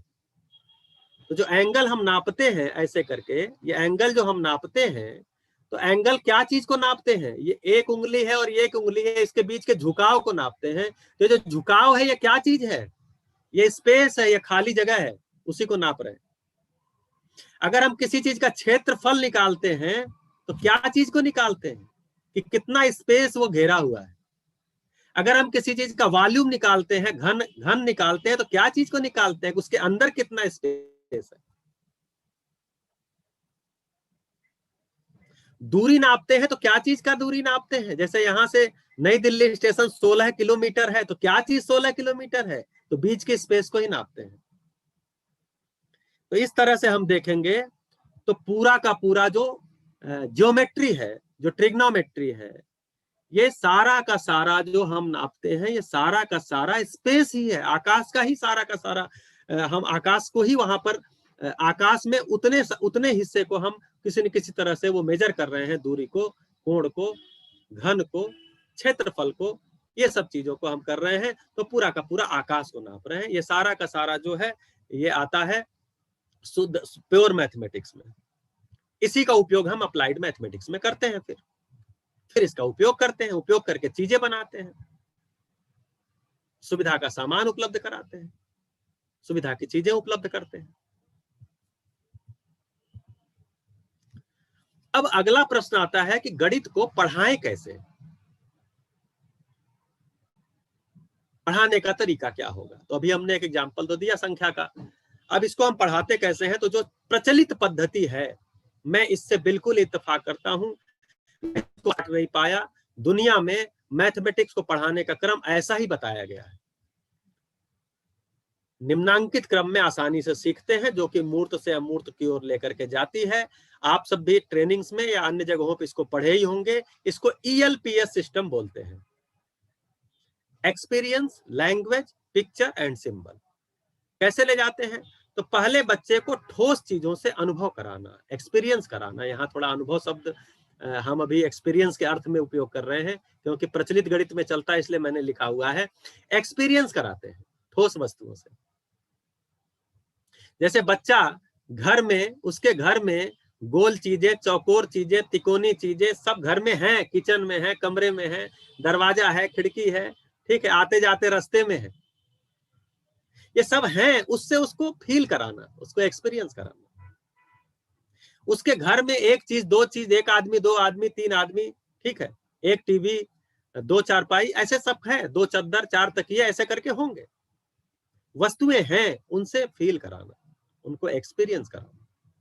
फिर उसके बारे में बातचीत करना और बच्चे को बातचीत करने के लिए प्रेरित करना, अर्थात लैंग्वेज लेकर के आना, मैथमेटिकल लैंग्वेज लेकर के आना।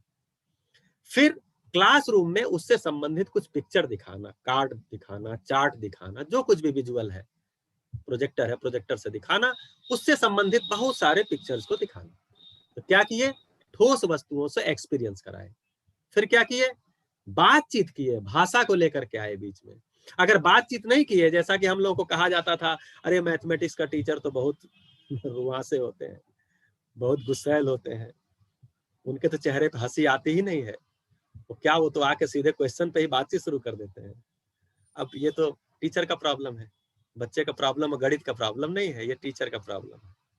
अभी तो बहुत एटीट्यूड बदल चुका है, इस बदले हुए एटीट्यूड में हम बात कर रहे हैं।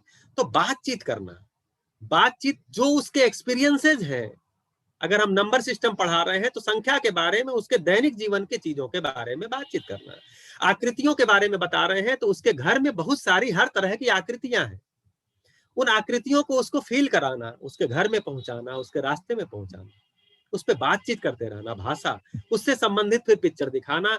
अंत में सिंबल लेके आना, 1 ये है, 2 ये है, 3 ये है, ट्रायंगल ये है, ठीक है, क्वाड्रिलेटरल ये है, एंगल ये है, लाइन ये है, अंत में लेकर के आना सिंबल पे। यह पूरी दुनिया में प्रचलित तरीका है ELPS।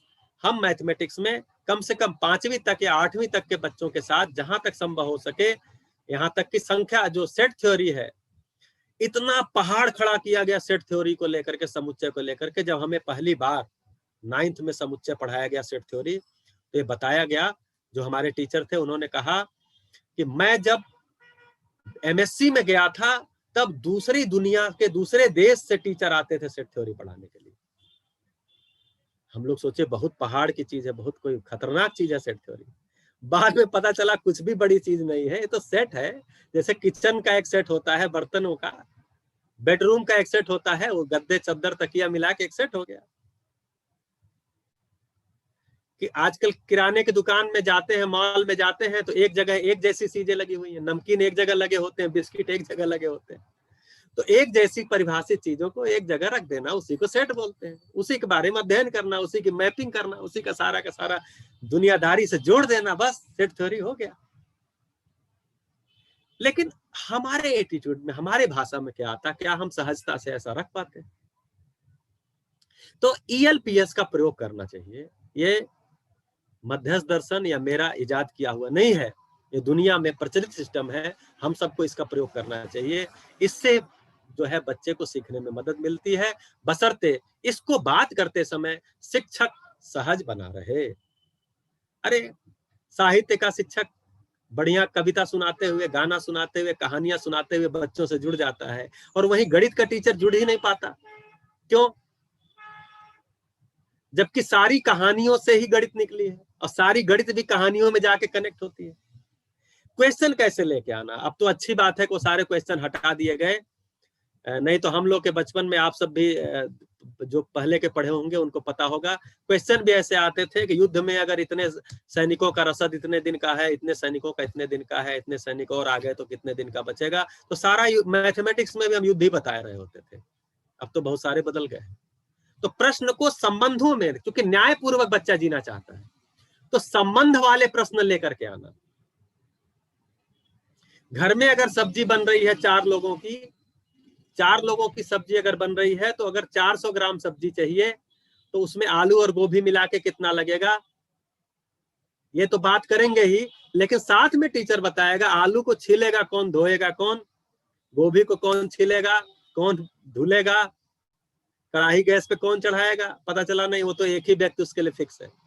ऐसा नहीं है, सभी मिलकर कर सकते हैं। तो जो भी सवाल है, अगर किताब में नहीं भी उनमें आगे की भाषा दी गई संबंधों की, तो एक शिक्षक की जिम्मेदारी है कि उसमें संबंधों की भाषा को जोड़ना, जिससे कि न्याय पकड़ में आए, मूल्य पकड़ में आए, भाव पकड़ में आए। ये मुद्दा है। जैसे कुछ स्टेटमेंट है यहाँ, गणितीय सोच, कैसा मैथमेटिकल थॉट होते हैं, कैसे हम सोचते हैं। दरवाजा मेरे और दीवार के बीच में है। दरवाजा मेरे और दीवार के बीच में है, मतलब आगे दीवार है, वहां दरवाजा है। जार में करीब 50 टॉफियां हैं। यह गिलास लंबा लेकिन सकरा है। इसमें चौड़े मग की अपेक्षा कम पानी आएगा। 19 और 15 होता है, 20 और 15 से 1 कम, यानी 34। यदि आप सड़क से जाते हैं तो आपको स्टेशन पहुंचने में करीब 15 मिनट लगेंगे, पर एक शॉर्टकट भी है जिससे आप 10 मिनट में पहुंच जाएंगे। अब ये सब भाषा क्या चीज है? ये सारी बातचीत मैथमेटिक्स है। पहली बार देखेंगे तो कुछ चीजों में हमें लगेगा अब ये गिलास लंबा लेकिन सकरा है। अब ये लंबा भी मैथमेटिक्स है, सकरा भी मैथमेटिक्स है, चौड़ा भी मैथमेटिक्स है, और कम पानी आएगा ये भी मैथमेटिक्स है। ये हमको केवल बच्चा बोल रहा है उसी में पकड़ ले रहा हो, ओह देखो ये मैथमेटिक्स ही तो बोल रहे हो, बस इसी को मैथमेटिकल लैंग्वेज दे दिया जाए, गणितीय भाषा दे दिया जाए, काम खत्म हो गया। इतना ही करना है। ये सरल सा काम है, ये शिक्षक कर सकता है, ये ध्यान देने की जरूरत है। मुझे इतनी बात रखनी थी। मुझे लगता है 1 मिनट केवल अतिरिक्त लगा मेरे इस प्रस्तुति में। आप सबने काफी ध्यान से, मैं जैसा भी बना पाया था, इसके बारे में कोई भी रिटन डॉक्यूमेंट उपलब्ध नहीं था। मैं इसको बनाया हूं और पहली बार बनाया हूं। थोड़े बहुत बिखरे हुए तो थे ही, लेकिन ये सत्र को रखने के लिए मैं इसकी तैयारी किया था, बनाया था। उम्मीद है आप सभी के लिए उपयोगी होगा। और अब प्रश्नोत्तर सत्र के लिए मैं निविता जी को समर्पित करता हूं। ओवर टू निविता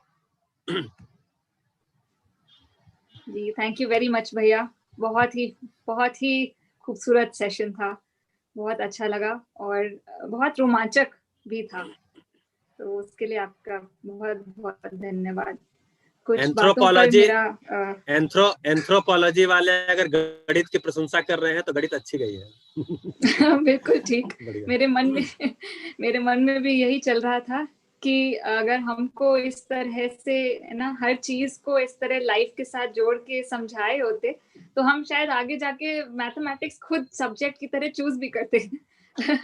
10th में तो हम लोग इंतजार करते थे कि अब ये हम आगे इससे छूटे। ये इसी से एक्चुअली आज कई बातों पर ध्यान आकर्षण हुआ कि हम किस प्रकार शिक्षा के माध्यम से एक भय मुक्ति कार्यक्रम में एक बहुत अहम भूमिका हम देख सकते हैं कि हम अपने आसपास जो भी चीजें हैं उनको कैसे समझें जो जिस चीज को हम समझ पाते हैं उससे हम वैसे ही भय मुक्त हो जाते हैं।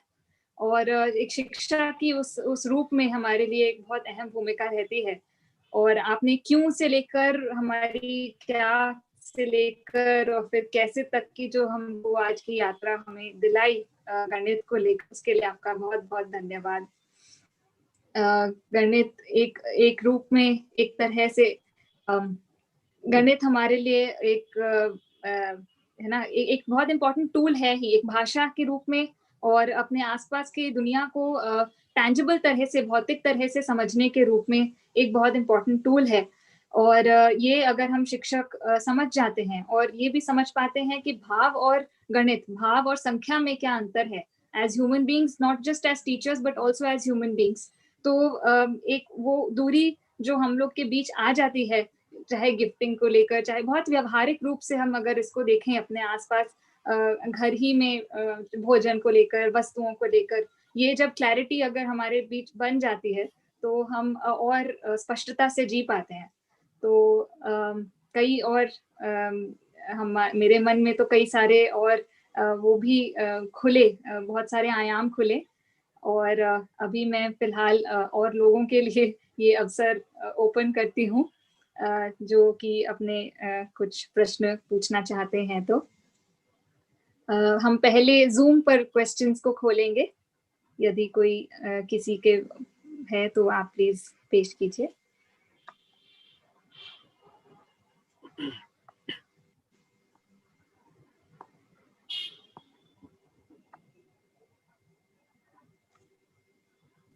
जी, अपना माइक अनम्यूट करके आप जी कोई जिज्ञासा रख सकते हैं या मेरा मूल्यांकन भी कर सकते हैं।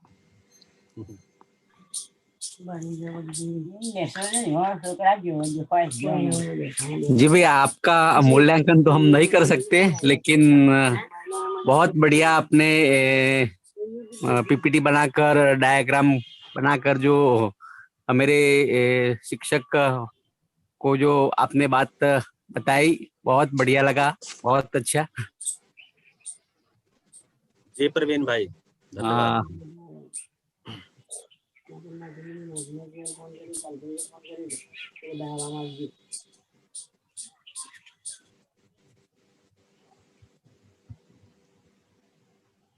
आप नवदीप विद्या मंदिर से बोले थे? हाँ, नवदीप विद्या मंदिर गुजरात से।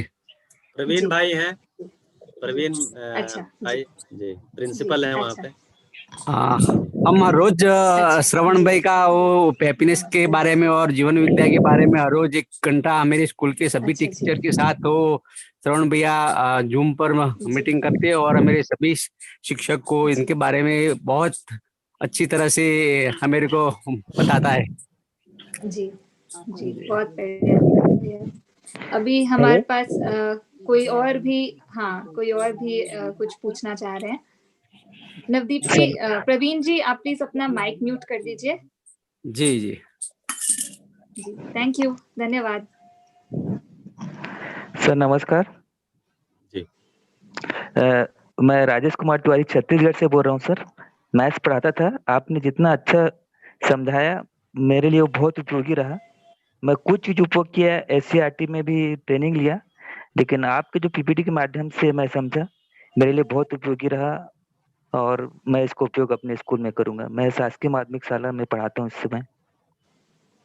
बढ़िया। कोई और प्रश्न आपका, कोई जो इसमें उभरा हो, निकला हो, बना हो? जी हाँ सर, ये प्रश्न इस टाइप का रहता है कि जैसे हम लोग ग्रामीण क्षेत्र में पढ़ा रहे हैं सर, है ना, तो ग्रामीण क्षेत्र में हम लोग को थोड़ा सा दिक्कत होती बच्चों के साथ ये सब चीजें करने में।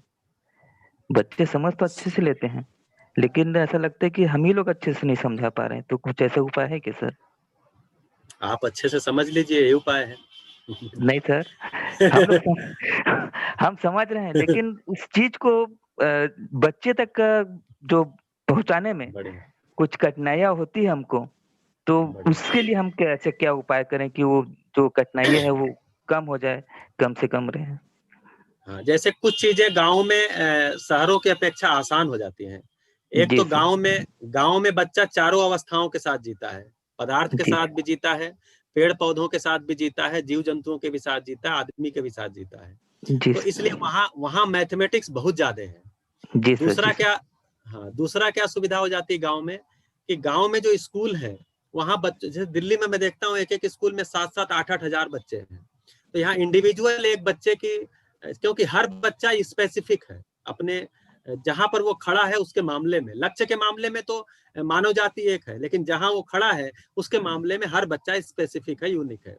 तो यहाँ पर हर बच्चे को पहचान पाना, उसकी जो है घरेलू परिस्थितियां, सारी चीजों को जान पाना कठिन होता है, लेकिन आप जो है अच्छे ढंग से उनको जान सकते हैं, और वो किन श्रम में किन काम में लगा हुआ है, वहीं से मैथमेटिक्स निकाल लेना, जिस तरह के काम में लगा हुआ है वहीं से बातचीत को बताया ना, एक्सपीरियंस जहां वो कर रहा है वहीं से लैंग्वेज ले आना, और वहीं से फिर पिक्चर और सिंबल पे ले आकर के उनको मैथमेटिक्स समझाना। जी, धन्यवाद सर। बढ़िया जी, और कोई? ये जो हायर, हाँ मुझे पूछना था। जी, हाँ जी। हाँ प्रतिभा जी नमस्ते। हाँ जी, नमस्कार भैया। ये जो हायर मैथमेटिक्स है इसको भी हम रियल वर्ल्ड से कनेक्ट कर सकते हैं? सारा जो हायर मैथमेटिक्स है वो किस लिए है, क्योंकि देखिए प्रयोजन का पता होना चाहिए। सारा जो हायर मैथमेटिक्स है वो किस लिए है, केवल कैलकुलेशन करने के लिए नहीं है ना, उसका जो आंसर आता है लास्ट में, वो आंसर किस लिए है, कोई प्रयोजन के लिए है। उस प्रयोजन से जोड़ना, क्या वो प्रयोजन की तरफ जा रहा है या कोई अपना प्रयोजन सेट हो गया है। क्योंकि सारी हायर मैथमेटिक्स पढ़ के हमने जहाज बनाया, हमने जो है ये सारा जो जमीन के अंदर से तेल पानी सब कोयला निकाल के हम खत्म करके खा पी के खत्म कर रहे हैं, धरती बीमार हो गई और टेम्परेचर बढ़ रहा है, ये सब हायर मैथमेटिक्स के कारण हुआ है। क्योंकि सारा कैलकुलेशन किस लिए, हम हायर मैथमेटिक्स में जाते हैं तो जो वही बताया ना कि हम अभी टोपोलॉजी पढ़ रहे हैं, मैट्रिक स्पेस पढ़ रहे हैं, ठीक है, ऑपरेशनल रिसर्च पढ़ रहे हैं, सारा का सारा जो आगे जाकर के बाइनरी ऑपरेशन पढ़ रहे हैं, जिससे सारा कैलकुलेशन कंप्यूटिंग सिस्टम कंप्यूटर बना, ये किस लिए, ठीक है। तो यही हायर मैथमेटिक्स है। तो प्रयोजन को पकड़ना, जहाज किस लिए बनाना है और कैसा जहाज बनाना है, 4 अवस्थाएं बनी रहे, सह अस्तित्व बना रहे, ये सारी चीजों को उसमें कनेक्ट कर सकते हैं। बाकी तो गणना ही है ना, कोई भी मैथमेटिक्स कैलकुलेशन ही है और कुछ नहीं है, और लास्ट में कोई नंबर ही आता है उसमें आंसर कोई नंबर में ही आता है। नहीं, जैसे बच्चे हम लोग करते थे इंटीग्रल कैलकुलस और डिफरेंशियल कैलकुलस, तो सबको लगता है बस खाली करना है, और रियल वर्ल्ड से तो कनेक्ट नहीं कर पाते थे बिल्कुल। हाँ, वो सारा का सारा जो कैलकुलस है वो क्या चीज है, ठीक है, तो एक ट्रांसफॉर्मेशन ही है ना, वो रूपांतरण ही है। जो हम माइनस पढ़ते थे, मतलब जो सब्ट्रैक्शन पढ़ते थे, ठीक है, उसी को डिफरेंशिएशन बोला। जो हम एडिशन पढ़ते हैं वही जब प्लेन पे ला देते हैं, तो उसी को डिफरेंशिएशन बोल दिया। उसी प्लस को, एडिशन को जब हम प्लेन पे ला देते हैं, सरफेस पे ला देते हैं, तो उसी को इंटीग्रेशन बोल दिया। करते तो कैलकुलेशन ही है, उससे हम कोई आंसर लाते हैं, वो आंसर कोई नंबर ही होता है, उस नंबर का हम कोई उपयोग करते हैं, ठीक है। ये सारा का सारा कनेक्ट मुझे भी नहीं बताया गया था, मैं भी डिफरेंशियल कैलकुलस, इंटीग्रेशन और कोऑर्डिनेट ज्योमेट्री सब पढ़ा, लेकिन ये वही जो हम बचपन में पढ़ते थे वही चीज है, ये नहीं बताया गया। बाद में हमको पता चला कि ये डिफरेंशिएशन है क्या चीज, तो बोले जो सब्ट्रैक्शन करते थे उसी को सरफेस और प्लेन पे जब आप ला देते हैं तो डिफरेंशिएशन हो गया। उसी को जब एडिशन को जब सरफेस या प्लेन पे लाए तो इंटीग्रेशन हो गया। किसी छोटे हिस्से का एरिया निकाल करके और उसके लिमिट में उसको इंटीग्रेट कर देना तो बड़े हिस्से की एरिया निकल जाती है, वो पूरा का पूरा इंटीग्रेशन है। अंत में हम कोई आंसर ही ले आते हैं, उस आंसर का क्या करना है, नंबर पाने के लिए है या हमारे वास्तविक जीवन से कोई आंसर जुड़ रहा है, मेरे वास्तविक जीवन का कोई आंसर उससे मिल रहा है, वहां से जोड़ना। 4 अवस्थाएं हैं, अस्तित्व में इकाइयां हैं, जो हम बचपन में पढ़े थे, इकाइयां हैं जिनको हम गिन सकते हैं, जिनको इंद्रियों से पहचान सकते हैं, और शून्य है, जहां इकाई नहीं है उसको शून्य बोल दिया। इनका सह अस्तित्व है। अब ये सारा का सारा कैलकुलेशन, सारा डिफरेंशिएशन, सारा इंटीग्रेशन, सारा जो है वो कोऑर्डिनेट ज्योमेट्री, सब ले जाके कहां पर, इससे बाहर तो कुछ है नहीं। यहाँ कनेक्ट करना, आदमी का जीना जो है मानव के साथ, प्रकृति के साथ है, वहां तालमेल बिगड़ गया। मानव के साथ तनाव पूर्वक, कलेश पूर्वक, भय पूर्वक जी रहे हैं, प्रकृति के साथ प्रदूषण पूर्वक और असंतुलन पूर्वक जी रहे हैं। सारे डिफरेंशिएशन, सारे इंटीग्रेशन के बाद तो फिर हम प्रयोजन से नहीं जोड़ पाए, यानी कारणात्मक गणितात्मक भाषा तक रह गए, उसको गुणात्मक और कारणात्मक भाषा तक नहीं ले जा पाए, जबकि समस्त गणित को गुणात्मक और कारणात्मक भाषा तक ले जाना, ये शिक्षक की योग्यता पर निर्भर करता है, किताब में नहीं लिखा होगा। इसीलिए अभी जब भैया बोल रहे थे तो मैंने कहा शिक्षक को तैयार होना है, और क्या, छोटा सा काम है। पर उसके लिए आपसे लर्निंग करनी पड़ेगी ना। कविता ग्रोवर जी ने हैंड रेस किया था। जी। Yes, a very good evening, sir. नमस्ते। नमस्कार सर। जैसे अभी आपने डिफरेंशियल कैलकुलस में बोला कि addition on plane is integration and subtraction on plane is differentiation. I really appreciate this. आप मुझे ये कनेक्ट करके बताएंगे कि फर्स्ट ऑर्डर डेरिवेटिव जो है दैट इज टेंजेंट है, लेकिन जैसा ये इंटरप्रिटेशन आपने 1-to-1 कॉरेस्पॉन्डेंस बनाया, but addition on plane is differentiation, तो ऐसी फर्स्ट ऑर्डर डिफरेंस मतलब dy by dx को किसी चीज से कनेक्ट करके दिखाइए, जैसे आप इंद्रियों से और इस तरह से कनेक्ट करके दिखा रहे हैं, शून्य से बहुत चीजें कनेक्ट करी, तो ऐसे dy by dx और dy by dx तो फिर भी रिलेट हुआ। मुझे आज तक सेकंड ऑर्डर डेरिवेटिव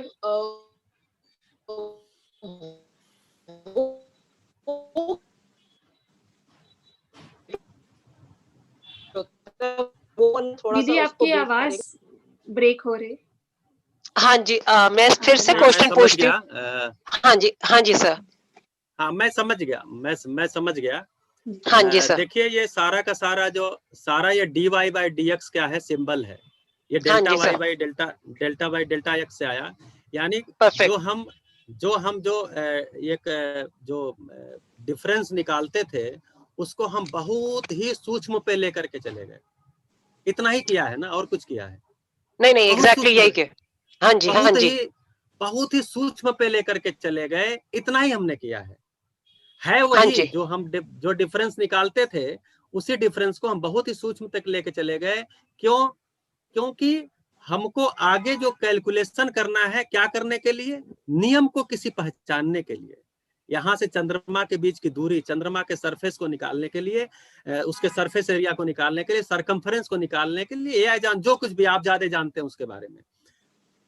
अब यह सब हमको निकालना क्यों है? ये निकालना क्यों है? क्योंकि चंद्रमा से मेरी परस्परता है, सूर्य से मेरी परस्परता है, मतलब हम उसके साथ जी रहे हैं, चंद्रमा के साथ जी रहे हैं, इसलिए हम सूर्य और चंद्रमा के नियम को पहचानना चाहते हैं। उस नियम को पहचानने के लिए हमको कुछ कैलकुलेशन की जरूरत पड़ेगी। वो 2 + 3 + 5 से नहीं होगा, हमको कुछ बहुत ही सूक्ष्म स्तर पे जाकर के माइक्रो लेवल पे कुछ कैलकुलेशन निकालने हैं, जिससे कि हम उसको फैला सकें प्लेन के ऊपर और सरफेस के ऊपर। Yes yes yes, perfect. अंत में करना क्या है? कोई रिजल्ट निकालना है। क्यों? क्योंकि हम उस प्लेनेट के साथ जी रहे हैं भैया, उसका नियम हमको जानना है बस। नहीं तो पढ़ने के लिए पढ़ते हैं केवल, हम पर्पस से कनेक्ट। ये सर, ये dy by dx का बहुत सुंदर एक्सप्लेनेशन हो गया, और ऐसे सेकंड ऑर्डर का जो है d² y by dx², dy by dx तो बहुत क्लियर हो गया सर। सेकंड ऑर्डर डेरिवेटिव जो है, जनरली फर्स्ट ऑर्डर की तो फिर भी एक्सप्लेनेशन मुझे बहुत बार मिली है, बट सेकंड ऑर्डर की एक्सप्लेनेशन को जरा एक बार रिलेट कर दीजिए। आप अपने कल्पनाशीलता को, मनन को लगाइए और उसको आप कर लीजिए। Thank you so much sir. या मेरे साथ आपकी बातचीत फिर हो जाएगी, मैं नंबर ग्रुप में शायद डाल दिए होंगे। Okay sir, thank you so much sir. क्योंकि इसमें इस सभा में जो है यूट्यूब और जूम मिला के लगभग 100-125 लोग होंगे, तो शायद बाकी लोग डिस्कनेक्ट ना हो, इसमें ज्यादा D2I। Sure sure sir, sure. Thank you so much sir. Thank you जी। अगला प्रश्न है राकेश कुमार जी से है। राकेश कुमार जी, क्या आप खुद रखना चाहेंगे? कहाँ, यूट्यूब पे है क्या? नहीं, जूम पर है, चैट बॉक्स में। जी जी भाई जी, जरा इन्फिनिटी या अनंत को रिलेट कर सकते हैं क्या, जीरो से, जैसे स्पेस को आपने किया? अनंत का तो सीधा सीधा परिभाषा है जिसका अंत पता न चले। जी जिसका अंत पता न चले, तो ये जो स्पेस है इसका अंत पता नहीं चलता। ठीक है, मतलब स्पेस में जो यूनिट है, स्पेस में जो यूनिट है, स्पेस तो असीम है, सीमा का पता नहीं चलता। लेकिन जो स्पेस में, चूंकि स्पेस में सीमा का पता नहीं चलता, स्पेस असीम है, इसलिए स्पेस के अंदर जो यूनिट्स हैं जिनको हम गिन सकते हैं, उनका भी मतलब पूरा का पूरा गिन पाना हमारा पूरा नहीं पड़ता, इसलिए उसका अंत नहीं पता चलता, इसलिए अनंत बोल देते हैं। धन्यवाद भैया, धन्यवाद। अभी हम मैथमेटिक्स में थोड़ा सा रेसिप्रोकल ऑफ जीरो को इंफिनिटी बोल देते हैं पढ़ाते समय। तो कैलकुलेशन के लिए वो सिंबल ला दिया गया है, लेकिन समझने के लिए तो ऐसा ही समझेंगे कि जहां हमारा अंत ही नहीं हो रहा है कि कितने ये ग्रह गोल नक्षत्र और कितनी इकाइयां हैं, हवा कहाँ तक है, पार्टिकल कितने हैं, हम वहां तक गिन नहीं सकते, अंत नहीं पा सकते, इसलिए अनंत है। क्योंकि असीम में है सारा तो अनंत है। नहीं तो कैलकुलेशन के लिए 1/0 को हम इनफाइनाइट बोल देते हैं। जी धन्यवाद भैया, धन्यवाद। बढ़िया। एक और हैंड रेज हुआ है, मैं उनका नाम गुजराती में लिखा है तो मैं पहचान नहीं पा रही। मेहुल भाई जी। Hello sir. हाँ मेहुल भाई बोल रहा हूँ सर। जी। सर भैया मुझे ये समझ में आया कि अगर हम सारे मैथमेटिक्स एक्सपेरिमेंट को चारों अवस्थाओं से जोड़ के बनाया जाए तो बच्चों को मैथमेटिक्स के साथ चारों अवस्था में संतुलन कैसे बनाया जा सकता है वो भी समझा सकते हैं, और अवस्थाओं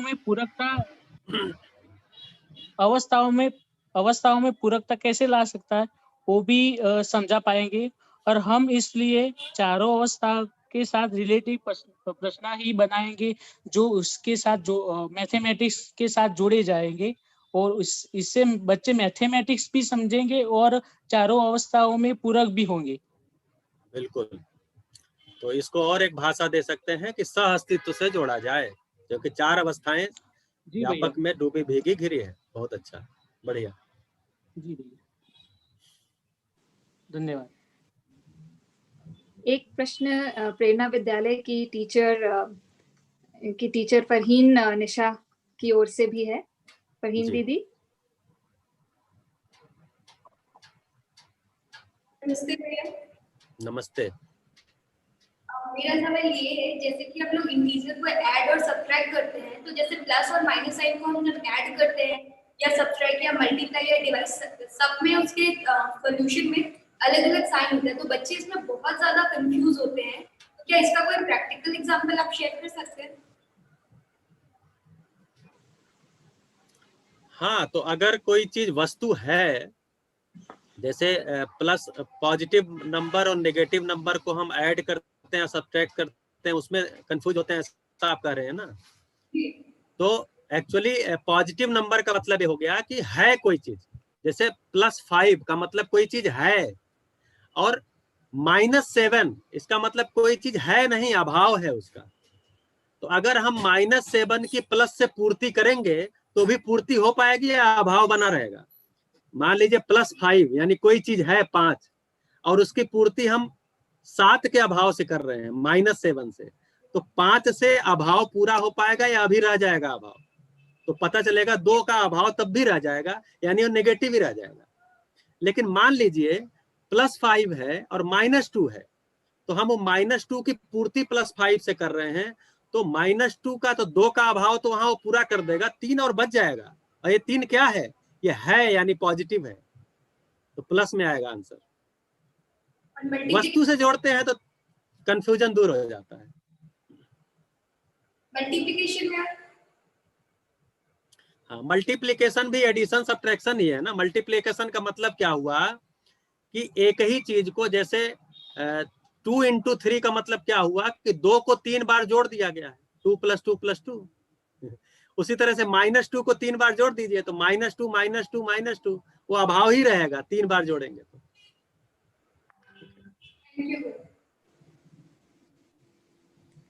जी धन्यवाद। यदि जूम पर और प्रश्न ना हो तो हम अब यूट्यूब के कुछ क्वेश्चंस लेंगे। जी सुमेर सिंह जी पूछ रहे हैं, भैया प्रचलित गणित में 4 प्रकार के मूलभूत संक्रियाएं मानी जाती हैं, जमा, घटा, गुणा और भाग।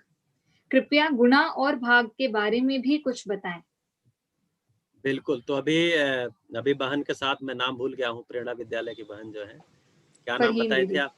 फरहीन दीदी। तो उनके साथ चर्चा में इसका उत्तर आ गया कि गुणा और भाग ये कोई अलग संक्रिया नहीं है। एक ही चीज को कई बार जोड़ना यही गुणा है, और एक ही चीज को कई बार घटाना यही भाग है। तो गुणा भाग कोई अलग संक्रिया नहीं है, मूल में 2 ही संक्रिया है, जोड़ और घटाना। जैसे 24 में 3 का गुणा, इसका मतलब क्या हुआ? 24 को 3 बार जोड़ दीजिए।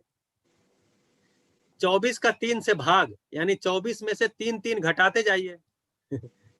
3 देखिए कितने बार में घटाने से कितना बार घटाना पड़ता है, तो वो 0 होता है या बाद में कोई शेष भी बच जाता है। तो एक्चुअली मूल जो संक्रिया है वो जोड़ और घटाना है, और संपूर्ण अस्तित्व में यही 2 चीजें होती हैं, योग और वियोग होता है, और कोई तीसरा नहीं है। तो ये जोड़ घटाना ही संक्रिया है, गुणा और भाग जोड़ घटाना ही है। जैसे गिनती क्या चीज है? गिनती जोड़ ही तो है। एक है, एक में कुछ और मिला दिया 2 हो गया, 2 में एक और मिला दिया 3 हो गया, 3 में एक और मिला दिया। तो गिनती क्या चीज है? गिनती जो है वो जोड़ ही है, योग ही है। एक एक हम जोड़ते जा रहे हैं। बढ़िया सुमेर भाई, धन्यवाद। एक प्रश्न और है, हर्ष, शायद कोई स्टूडेंट है, हर्ष, रोल नंबर 49267। कैलकुलस को दर्शन के आलोक में कैसे पहुंचाएं? कैलकुलस का मतलब, बिल्कुल, कैलकुलस का मतलब कैलकुलेशन ही होता है, ठीक है। कैलकुलेशन ही है वो पूरा का पूरा। हिंदी में उसको अवकलन बोलते हैं, अवकलन। तो उसमें जो है वो डिफरेंशिएशन इंटीग्रेशन है, जो कि जोड़ और घटाना ही है। वही बच्चों वाला जोड़ घटाने को बड़े वाले जोड़ घटाना की तरफ लेकर के जा रहे हैं, वही कैलकुलस है। बच्चों वाले जोड़ घटाना को हम बड़ों के जोड़ घटाना की तरफ लेकर के गए, वही कैलकुलस है। सोनाली भारती जी पूछ रही हैं, शिक्षण, शिक्षक व विद्यार्थी सभी के लिए बहुत, वो बता रहे हैं, वो अपनी तरफ से कांग्रेचुलेट कर रही हैं कि सभी के लिए बहुत उपयोगी है। देवघर में रहती हैं सोनाली दीदी, टीचर हैं, हिंदी की अच्छी टीचर हैं। उनकी कविताएं अच्छी भेजती हैं पढ़ने के लिए। नमस्ते जी।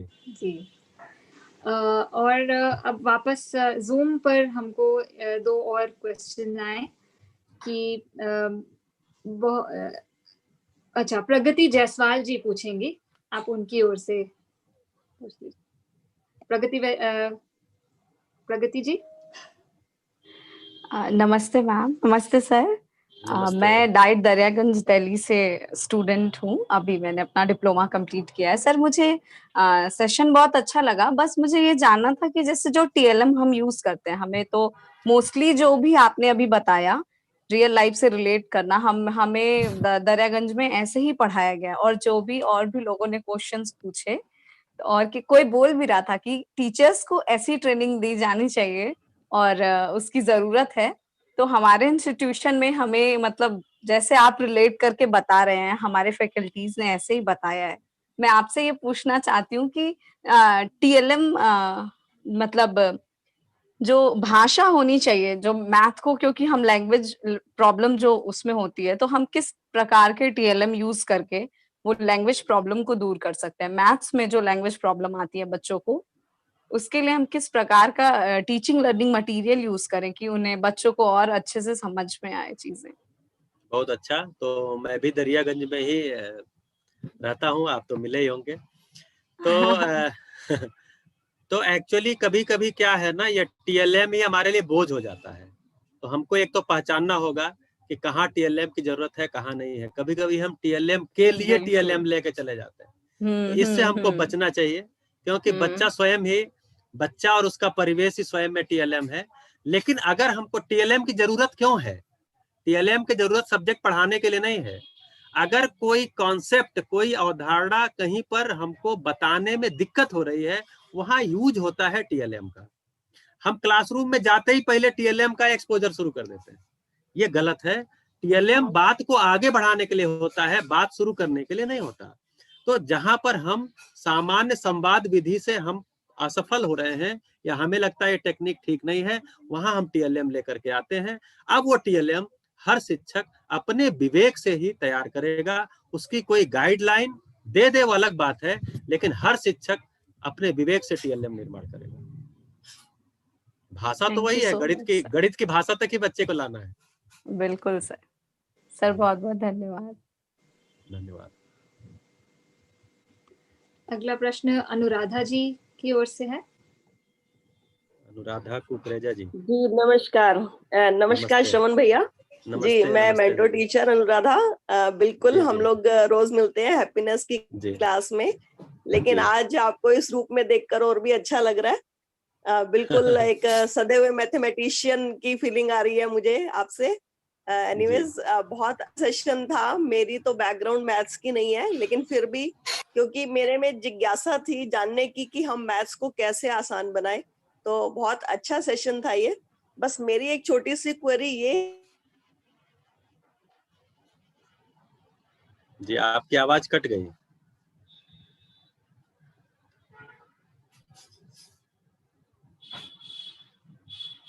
मेरा सिग्नल वीक हुआ है क्या निविता जी? सर अगर हम इस चीज को इस तरह से ले भैया। जी अगर हम इसको इस तरह से ले कि अगर कोई 5 + 5 है, हम उनको 5 वस्तुएं दिखा रहे हैं, तो हम अभाव कैसे बच्चे को एक्सप्रेस करेंगे, ये फीलिंग हम उसमें कैसे लाएंगे? मेरा ये प्रश्न था छोटा सा। जी वही तरीका अपनाइए कि आपके पास अगर 10 रुपए हैं और मैं आपसे 20 रुपए मांग लूं, तो आपके अंदर क्या आएगा? तो बोलेगा 5 रुपए का 10 रुपए का अभाव मेरे में आएगा। वो 10 रुपए है जो अभाव आ रहा है, नहीं जी वो कल्पना में है। तो अभाव तो कल्पना की चीज है ना। तो 5 जो है वो वास्तविकता है, और जो अभाव है वो मानसिकता में है। उसको मूर्त नहीं कर सकते ना। बच्चे को ध्यान दिला सकते हैं कि आपके पास 5 रुपए 10 रुपए रहते हुए भी आप अभाव में आ गए, क्योंकि मैं आपसे 20 मांगा, तो आप 10 के अभाव में भी आ गए। यही -10 है।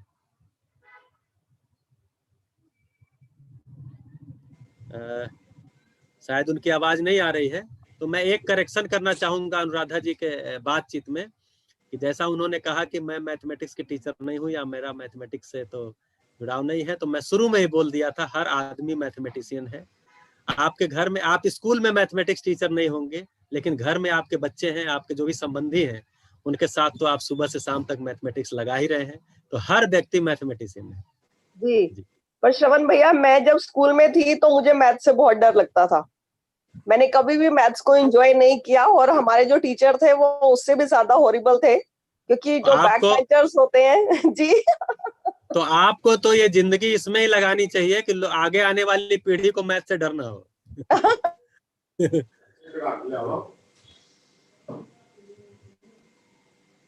जी अगला प्रश्न अभिजीत भट्टाचार्य जी से है।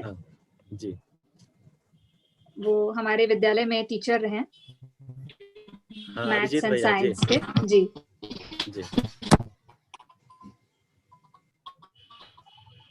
अभिजीत भैया, सिग्नल की प्रॉब्लम है शायद। सिग्नल के चैट बॉक्स में लिख दीजिए। अगर आपका क्वेश्चन, हाँ जी हाँ, आपका क्वेश्चन आप पोस्ट कर दीजिए, नहीं तो व्हाट्सएप पे मैसेज कर दीजिए। हम तब तक एक और प्रश्न ले लेते हैं कि लॉग को रियल लाइफ में कैसे कनेक्ट करते हैं, रियल लाइफ से कैसे करते हैं?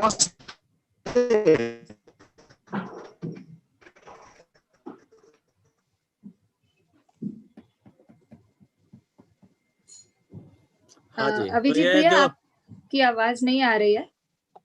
आप प्लीज अपना क्वेश्चन पोस्ट कर लीजिए अभिजीत भैया। तो लॉग को अगर देखेंगे, तो ये लॉग है या अलजबरा है, ये सब चीजें जानते हैं हम लोग अपने मजाक में क्या करते थे जब हम मैथमेटिक्स की ट्रेनिंग किया करते थे। हाँ, किनका प्रश्न है ये लॉग वाला? ये फरहीन दीदी विद्यालय में ही। जी अच्छा, तो जब हम लोग ट्रेनिंग में जाते रहते थे तो हम लोग लॉग को और अलजेब्रा को जानते क्या बोलते थे? बेवकूफों की गणित। मतलब जो लोग अंकों के साथ काम करने में कठिनाई होती है तो उसको आसान बनाने के लिए लाया गया। अलजेब्रा क्यों लाया गया कि कोई चीज जो है इतनी है और दूसरी चीज इतनी है और उसका जो है काम किया तो इतना कैसे आएगा, वो सब सारा अनुपात वगैरह निकालने के लिए। तो बोला let us suppose that this is x. अब उसके बाद कैलकुलेट करके एक्स की वैल्यू निकाल लिया। अब सोचिए अगर अलजबरा ना होता तो मैथमेटिक्स कठिन हो जाती। तो एक्चुअली कैलकुलेशन को आसान बनाने के लिए अलजबरा लाया गया, वैसे ही कैलकुलेशन को आसान बनाने के लिए लॉग लाया गया। तो लॉग कोई वस्तु नहीं है, काम तो कैलकुलेशन ही है, उसको आसान बनाने के लिए लॉग लाया गया। उससे कैलकुलेट करके हम कुछ बना लेंगे, वो हम उपयोग करेंगे। कुछ उसको कैलकुलेट करके हम नियम को पहचान जाएंगे, नियम को पहचानने से मेरी समझ में आ जाएगी चीज, उससे मैं बहुत शांत हो जाऊंगा। नियम समझ में आने से मैं शांत हो जाता हूँ। जैसे एक एग्जाम्पल मैं नियम समझने का बहुत अच्छा देता हूँ कि मैं इस कमरे में बैठा हूँ और मैं कभी पंखे को मतलब पंखा चलते हुए नहीं देखा। अब मुझे गर्मी लग रही है, अब परेशान हूँ, पसीना पोंछ रहा हूँ और दिक्कत हो रही है, गर्मी हो रही है, जलन हो रही है, लेकिन तभी कोई आता है और वहां बटन दबा देता है, पंखा चलने लगता है। हम सोचते अरे इतना आसान था, अब क्या होगा? अब जब गर्मी होगा पंखा चला देंगे। तो अब क्या हो गया? समझ में आ गया नियम। स्वाति पटेल जी म्यूट कर लीजिए। तो अब क्या हो गया? हमको नियम समझ में आ गया। तो सारा का सारा कैलकुलेशन या तो किसी भौतिक वस्तु को उत्पादन के लिए, क्योंकि हमें दैनिक जीवन में जरूरत है, या तो कोई नियम को पहचानने के लिए हम करते हैं। उसी कैलकुलेशन को आसान बनाने के लिए ये सारा डिफरेंस कैलकुलस है, सारा लॉगरिथम है, सारा कोऑर्डिनेट ज्योमेट्री है। तो ये सारी चीजें जो आई हैं आगे, ये केवल और केवल कैलकुलेशन को आसान बनाने के लिए। उस कैलकुलेशन करके हम पाना क्या चाहते हैं? कोई भौतिक वस्तु या कोई नियम को पकड़ना चाहते हैं, क्योंकि ये दोनों से ही हम निश्चितता में आते हैं। मानव निश्चितता पूर्वक जीना चाहता है, अनिश्चितता में रहना नहीं चाहता, अनिश्चितता में जीना नहीं चाहता।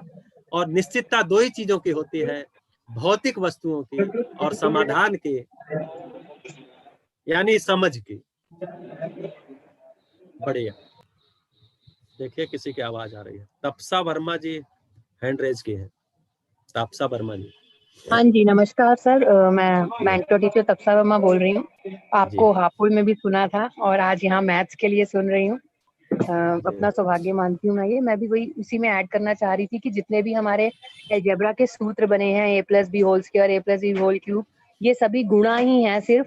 अभी पिछले दिनों वैदिक मैथ्स की थोड़ी सी रिवीजन कर रही थी लॉकडाउन के दिनों में, तो देखा उनमें हम एक स्टेप में जो चीजें निकाल लेते हैं, यहाँ हम जबरदस्ती पहले उनको a मानते हैं, b मानते हैं और फिर उसको एक लंबे तरीके से करते हैं। जबकि हम बच्चों को बचपन से ही थोड़ा मतलब 5th 6th से ही डायरेक्ट सिखा देंगे तो बच्चों का टाइम भी बहुत सेव होगा और वैदिक गणित के थ्रू वो जल्दी सीखेंगे। मेरे ख्याल से बच्चे लैंग्वेज देखकर ABCD देखकर कंफ्यूज हो जाते हैं मैथ्स में उल्टा। बढ़िया। कल वैदिक गणित पे वंदना दीदी का एक सेशन भी है इसी टाइम पे। जी हाँ, जरूर अटेंड करेंगे सर। मैंने बाकी दोनों दिन भी किए हैं सेशन अटेंड। बढ़िया। वही लास्ट पकड़ना है कि हम सारा चीजें कर किस ले रहे हैं, कुछ कैलकुलेट करने के लिए। उसी कैलकुलेशन को आसान बनाने के सारे तरीके हैं। अलजेब्रा है, ट्रिग्नोमेट्री है, मेंसुरेशन है, कोऑर्डिनेट ज्योमेट्री है, कैलकुलस है। उससे हम पाना क्या चाहते हैं? या तो कोई अपनी सुविधा की वस्तु पाना चाहते हैं या तो कोई समझ पाना चाहते हैं, क्योंकि इन दोनों से ही मेरे में निश्चितता आती है और मैं तो निश्चितता पूर्वक ही जीना चाहता हूँ और निश्चितता को पाना चाहता हूँ। तो समस्त मैथमेटिक्स निश्चितता को पाने के लिए है। जी, बहुत बहुत धन्यवाद सभी का। क्लोजिंग की तरफ बढ़ रहे हैं, उससे पहले बहुत क्विकली ऋतु जी, आप अगर जल्दी से, आप काफी देर से हैंड रेज कर रहे हैं, आप जल्दी से आप जो शेयर करना चाह रहे थे। Thank you, ma'am. It was a very nice session, though I have not completely listened to it. I will listen to it on YouTube again. But ma'am, there was a question कि हम maths की no doubt अपनी language है, अपने symbols science है, कि हम उसको कैसे कर सकते हैं। अगर आप परमिशन दिए तो मैं थोड़ा सा उसमें ये ऐड ऑन करना चाहूंगी जो सर ने बोला कि हम अंताक्षरी है, जम्पस्टार्स है, ऐसे कुछ गेम्स इंट्रोड्यूस हो चुकी हैं ऑलरेडी, और उनकी मदद से हम बच्चों को वोकैबुलरी मैथ्स की समझा सकते हैं। जैसे हम बाकी गेम्स प्ले करते हैं मूवीज से लेके, मूवी के नाम से या सॉन्ग्स के नाम से रिलेट करके, तो सेम वे में हम मैथ्स की गेम्स भी खेल सकते हैं। उससे वोकैबुलरी बहुत स्ट्रांग होती है। अगर छोटे बच्चे हैं तो हम सिंपल टर्म्स ले सकते हैं, जैसे जैसे डिफिकल्टी लेवल उसका रेज करना चाहे, फिर धीरे धीरे कर सकते हैं कि हमने टर्म बोली तो उसकी डेफिनेशन या उसका कोई चित्र हमें दिखाना होगा। So that I want to add on. Thank you. बढ़िया बढ़िया, धन्यवाद जी, thank you. And finally Neeru ji, just very quickly जी। सॉरी, जितनी बार भैया आपको सुनते हैं, जितनी बार मिलते हैं, मतलब बहुत प्रभावित होते हैं, बहुत प्रेरित होते हैं। और मैथ्स वाला आपका रूप आज देख के तो मतलब मैं एक्सप्रेस नहीं कर पा रही हूँ कुछ, बट मेरे को ऐसा मन कर रहा है कि मैं आपसे निवेदन करूं कि हमारे दिल्ली के स्कूल्स में अभी आने वाले समय में टीचर्स के लिए इनसेट जो ट्रेनिंग्स होने वाली हैं उसकी अभी कुछ प्लानिंग चल रही होगी मैथ्स के ग्रुप्स में। किसी तरीके से अगर आपका ये पर्सपेक्टिव उसमें शामिल हो जाए तो ये किस तरह से रियल लाइफ से मैथ्स को जोड़ के बच्चे सीख सकते हैं और उनके लिए कितना आसान और कितना इंटरेस्टिंग हो सकता है, ये हमारे स्कूल्स तक पहुंच पाए इन ट्रेनिंग्स के माध्यम से तो बहुत बढ़िया होगा। और अगर उस माध्यम से नहीं गया तो भैया इस मंच से मैं आपको अपने मेंटी स्कूल्स के लिए तो पक्का बुलाना चाहूंगी। मैं मुझे तो बहुत मन कर रहा है ऐसा कि मेरे स्कूल्स के लिए तो आप जरूर आए, मैं आपको जरूर इनवाइट करूंगी अपने स्कूल्स के लिए। बढ़िया है, कहीं हैप्पीनेस का थैंक यू काम so much, thank you so much.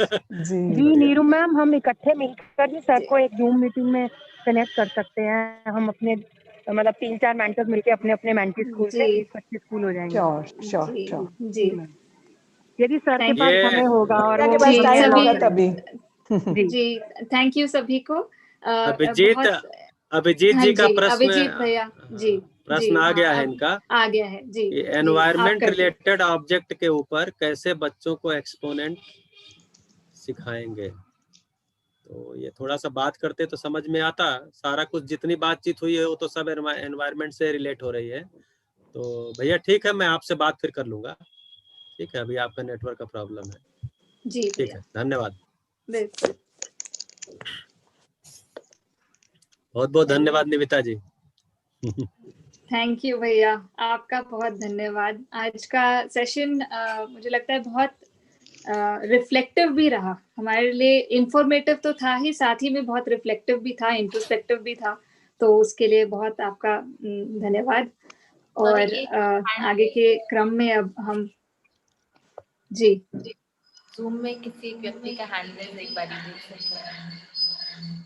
जी। हम दोबारा रायपुर आना चाहते हैं, हम कैसे आ सकते हैं? जी माफ कीजिएगा, ये वाला ये अभी इस वाले कार्यक्रम, इस वाली चर्चा को आप अगर माइंड ना करें, हम इसको जी जी हाँ जी जी धन्यवाद जी।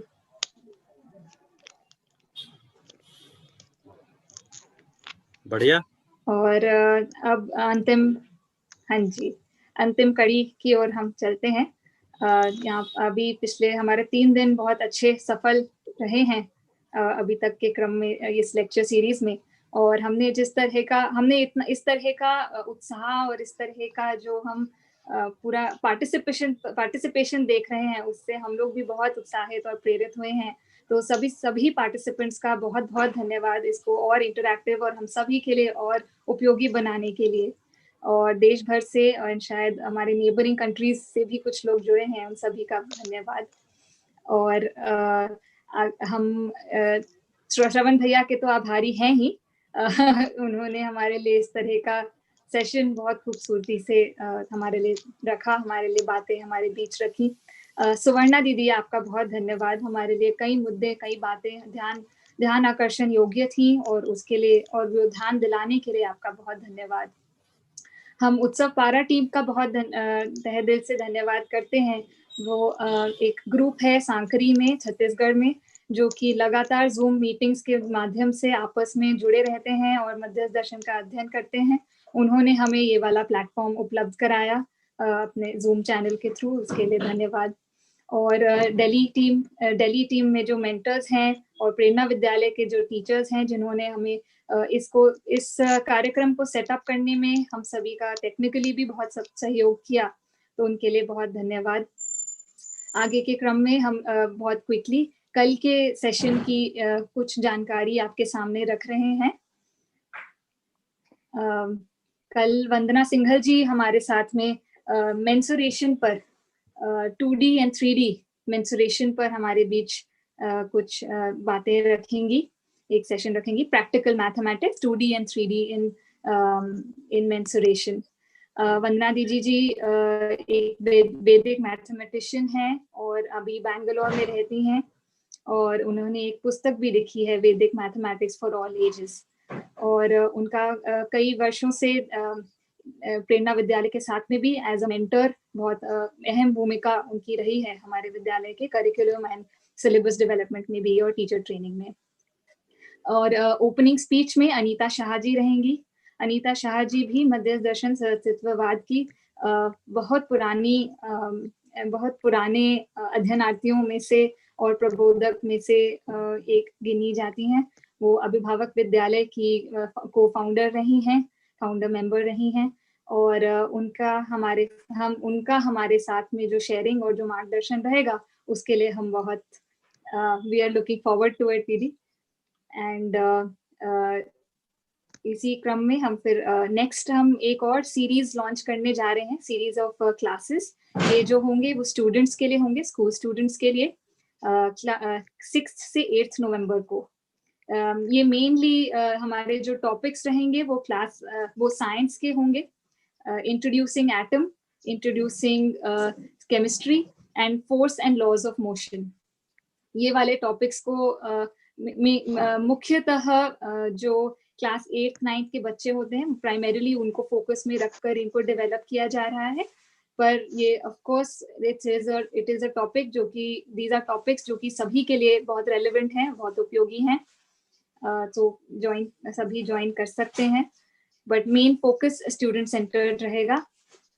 इसको इन 3 सेशंस को शेयर करने वालों में 6 नवंबर को अनुराग सहाय जी रहेंगे। वो देहरादून में रहते हैं, वो एक IT प्रोफेशनल हैं, और वो इंट्रोड्यूसिंग एटम पर हमारे साथ में चर्चा करेंगे कि एटम क्या चीज है, क्या वस्तु है। उस पर उन्होंने जो शोध किया है, जो सोचा है, जो पढ़ा है, उसके हमारे बीच शेयर करेंगे। वो अपने को जस्ट एक साइंस इंथुजियास्ट के रूप में आगे प्रस्तुत करना चाह रहे हैं। 7 नवंबर को शाश्वत चंद्रा जी होंगे। वो बैंगलोर में रहते हैं। वो कंप्यूटर साइंटिस्ट रहे हैं, फिजिक्स में बहुत रुचि रखते हैं। वो इंट्रोडक्शन टू केमिस्ट्री का टॉपिक हमारे बीच रखेंगे। और 8 नवंबर को रविकांत मणि जी, जो पटना बिहार में अभी रहते हैं, वह हमारे साथ में force and laws of motion पर चर्चा करेंगे और उस पे क्लास लेंगे बच्चों के साथ में। रविकांत मणि जी भी इंजीनियर हैं और फिलहाल IIT के कोचिंग भी पढ़ाते हैं। ये सभी लोग कई वर्षों से मध्यस्थ दर्शन का अध्ययन भी कर रहे हैं। और फाइनली हमने एक, आप देखेंगे यहाँ पे शायद सामने स्लाइड आ गई है। अभी तक हमारे जो भी हमारे स्पीकर्स रहे हैं ओपनिंग स्पीच के, एज वेल एज जो मेन सेशंस के जो हमारे स्पीकर्स रहे हैं इस 4 दिन के क्रम में, उन सभी के details, phone numbers as well as email address आप सबके सामने उपलब्ध हैं। साथ ही में हम चैट बॉक्स में भी पोस्ट कर रहे हैं। फर्दर आपको कोई भी और डिटेल्स चाहिए हो तो प्रेरणा विद्यालय के फेसबुक पेज पर जा सकते हैं, और रेगुलर नोटिफिकेशंस अगर चाहते हैं कुछ भी इस प्रकार के और प्रोग्राम्स के लिए, तो आप हमारे पेज को और यूट्यूब चैनल को लाइक एंड सब्सक्राइब भी कर सकते हैं if you require those details. नहीं तो हमारा एक फोन नंबर भी हमने पोस्ट किया हुआ है, आप डायरेक्टली हमको फोन या व्हाट्सएप के माध्यम से भी हमसे संपर्क कर सकते हैं, विद्यालय से संपर्क कर सकते हैं। और कुछ भी और क्वेरीज होंगे तो हम सब अवेलेबल हैं ही। और सभी का आज जुड़ने के लिए बहुत बहुत धन्यवाद। और इसी के साथ में हम सभी को नमस्ते। धन्यवाद।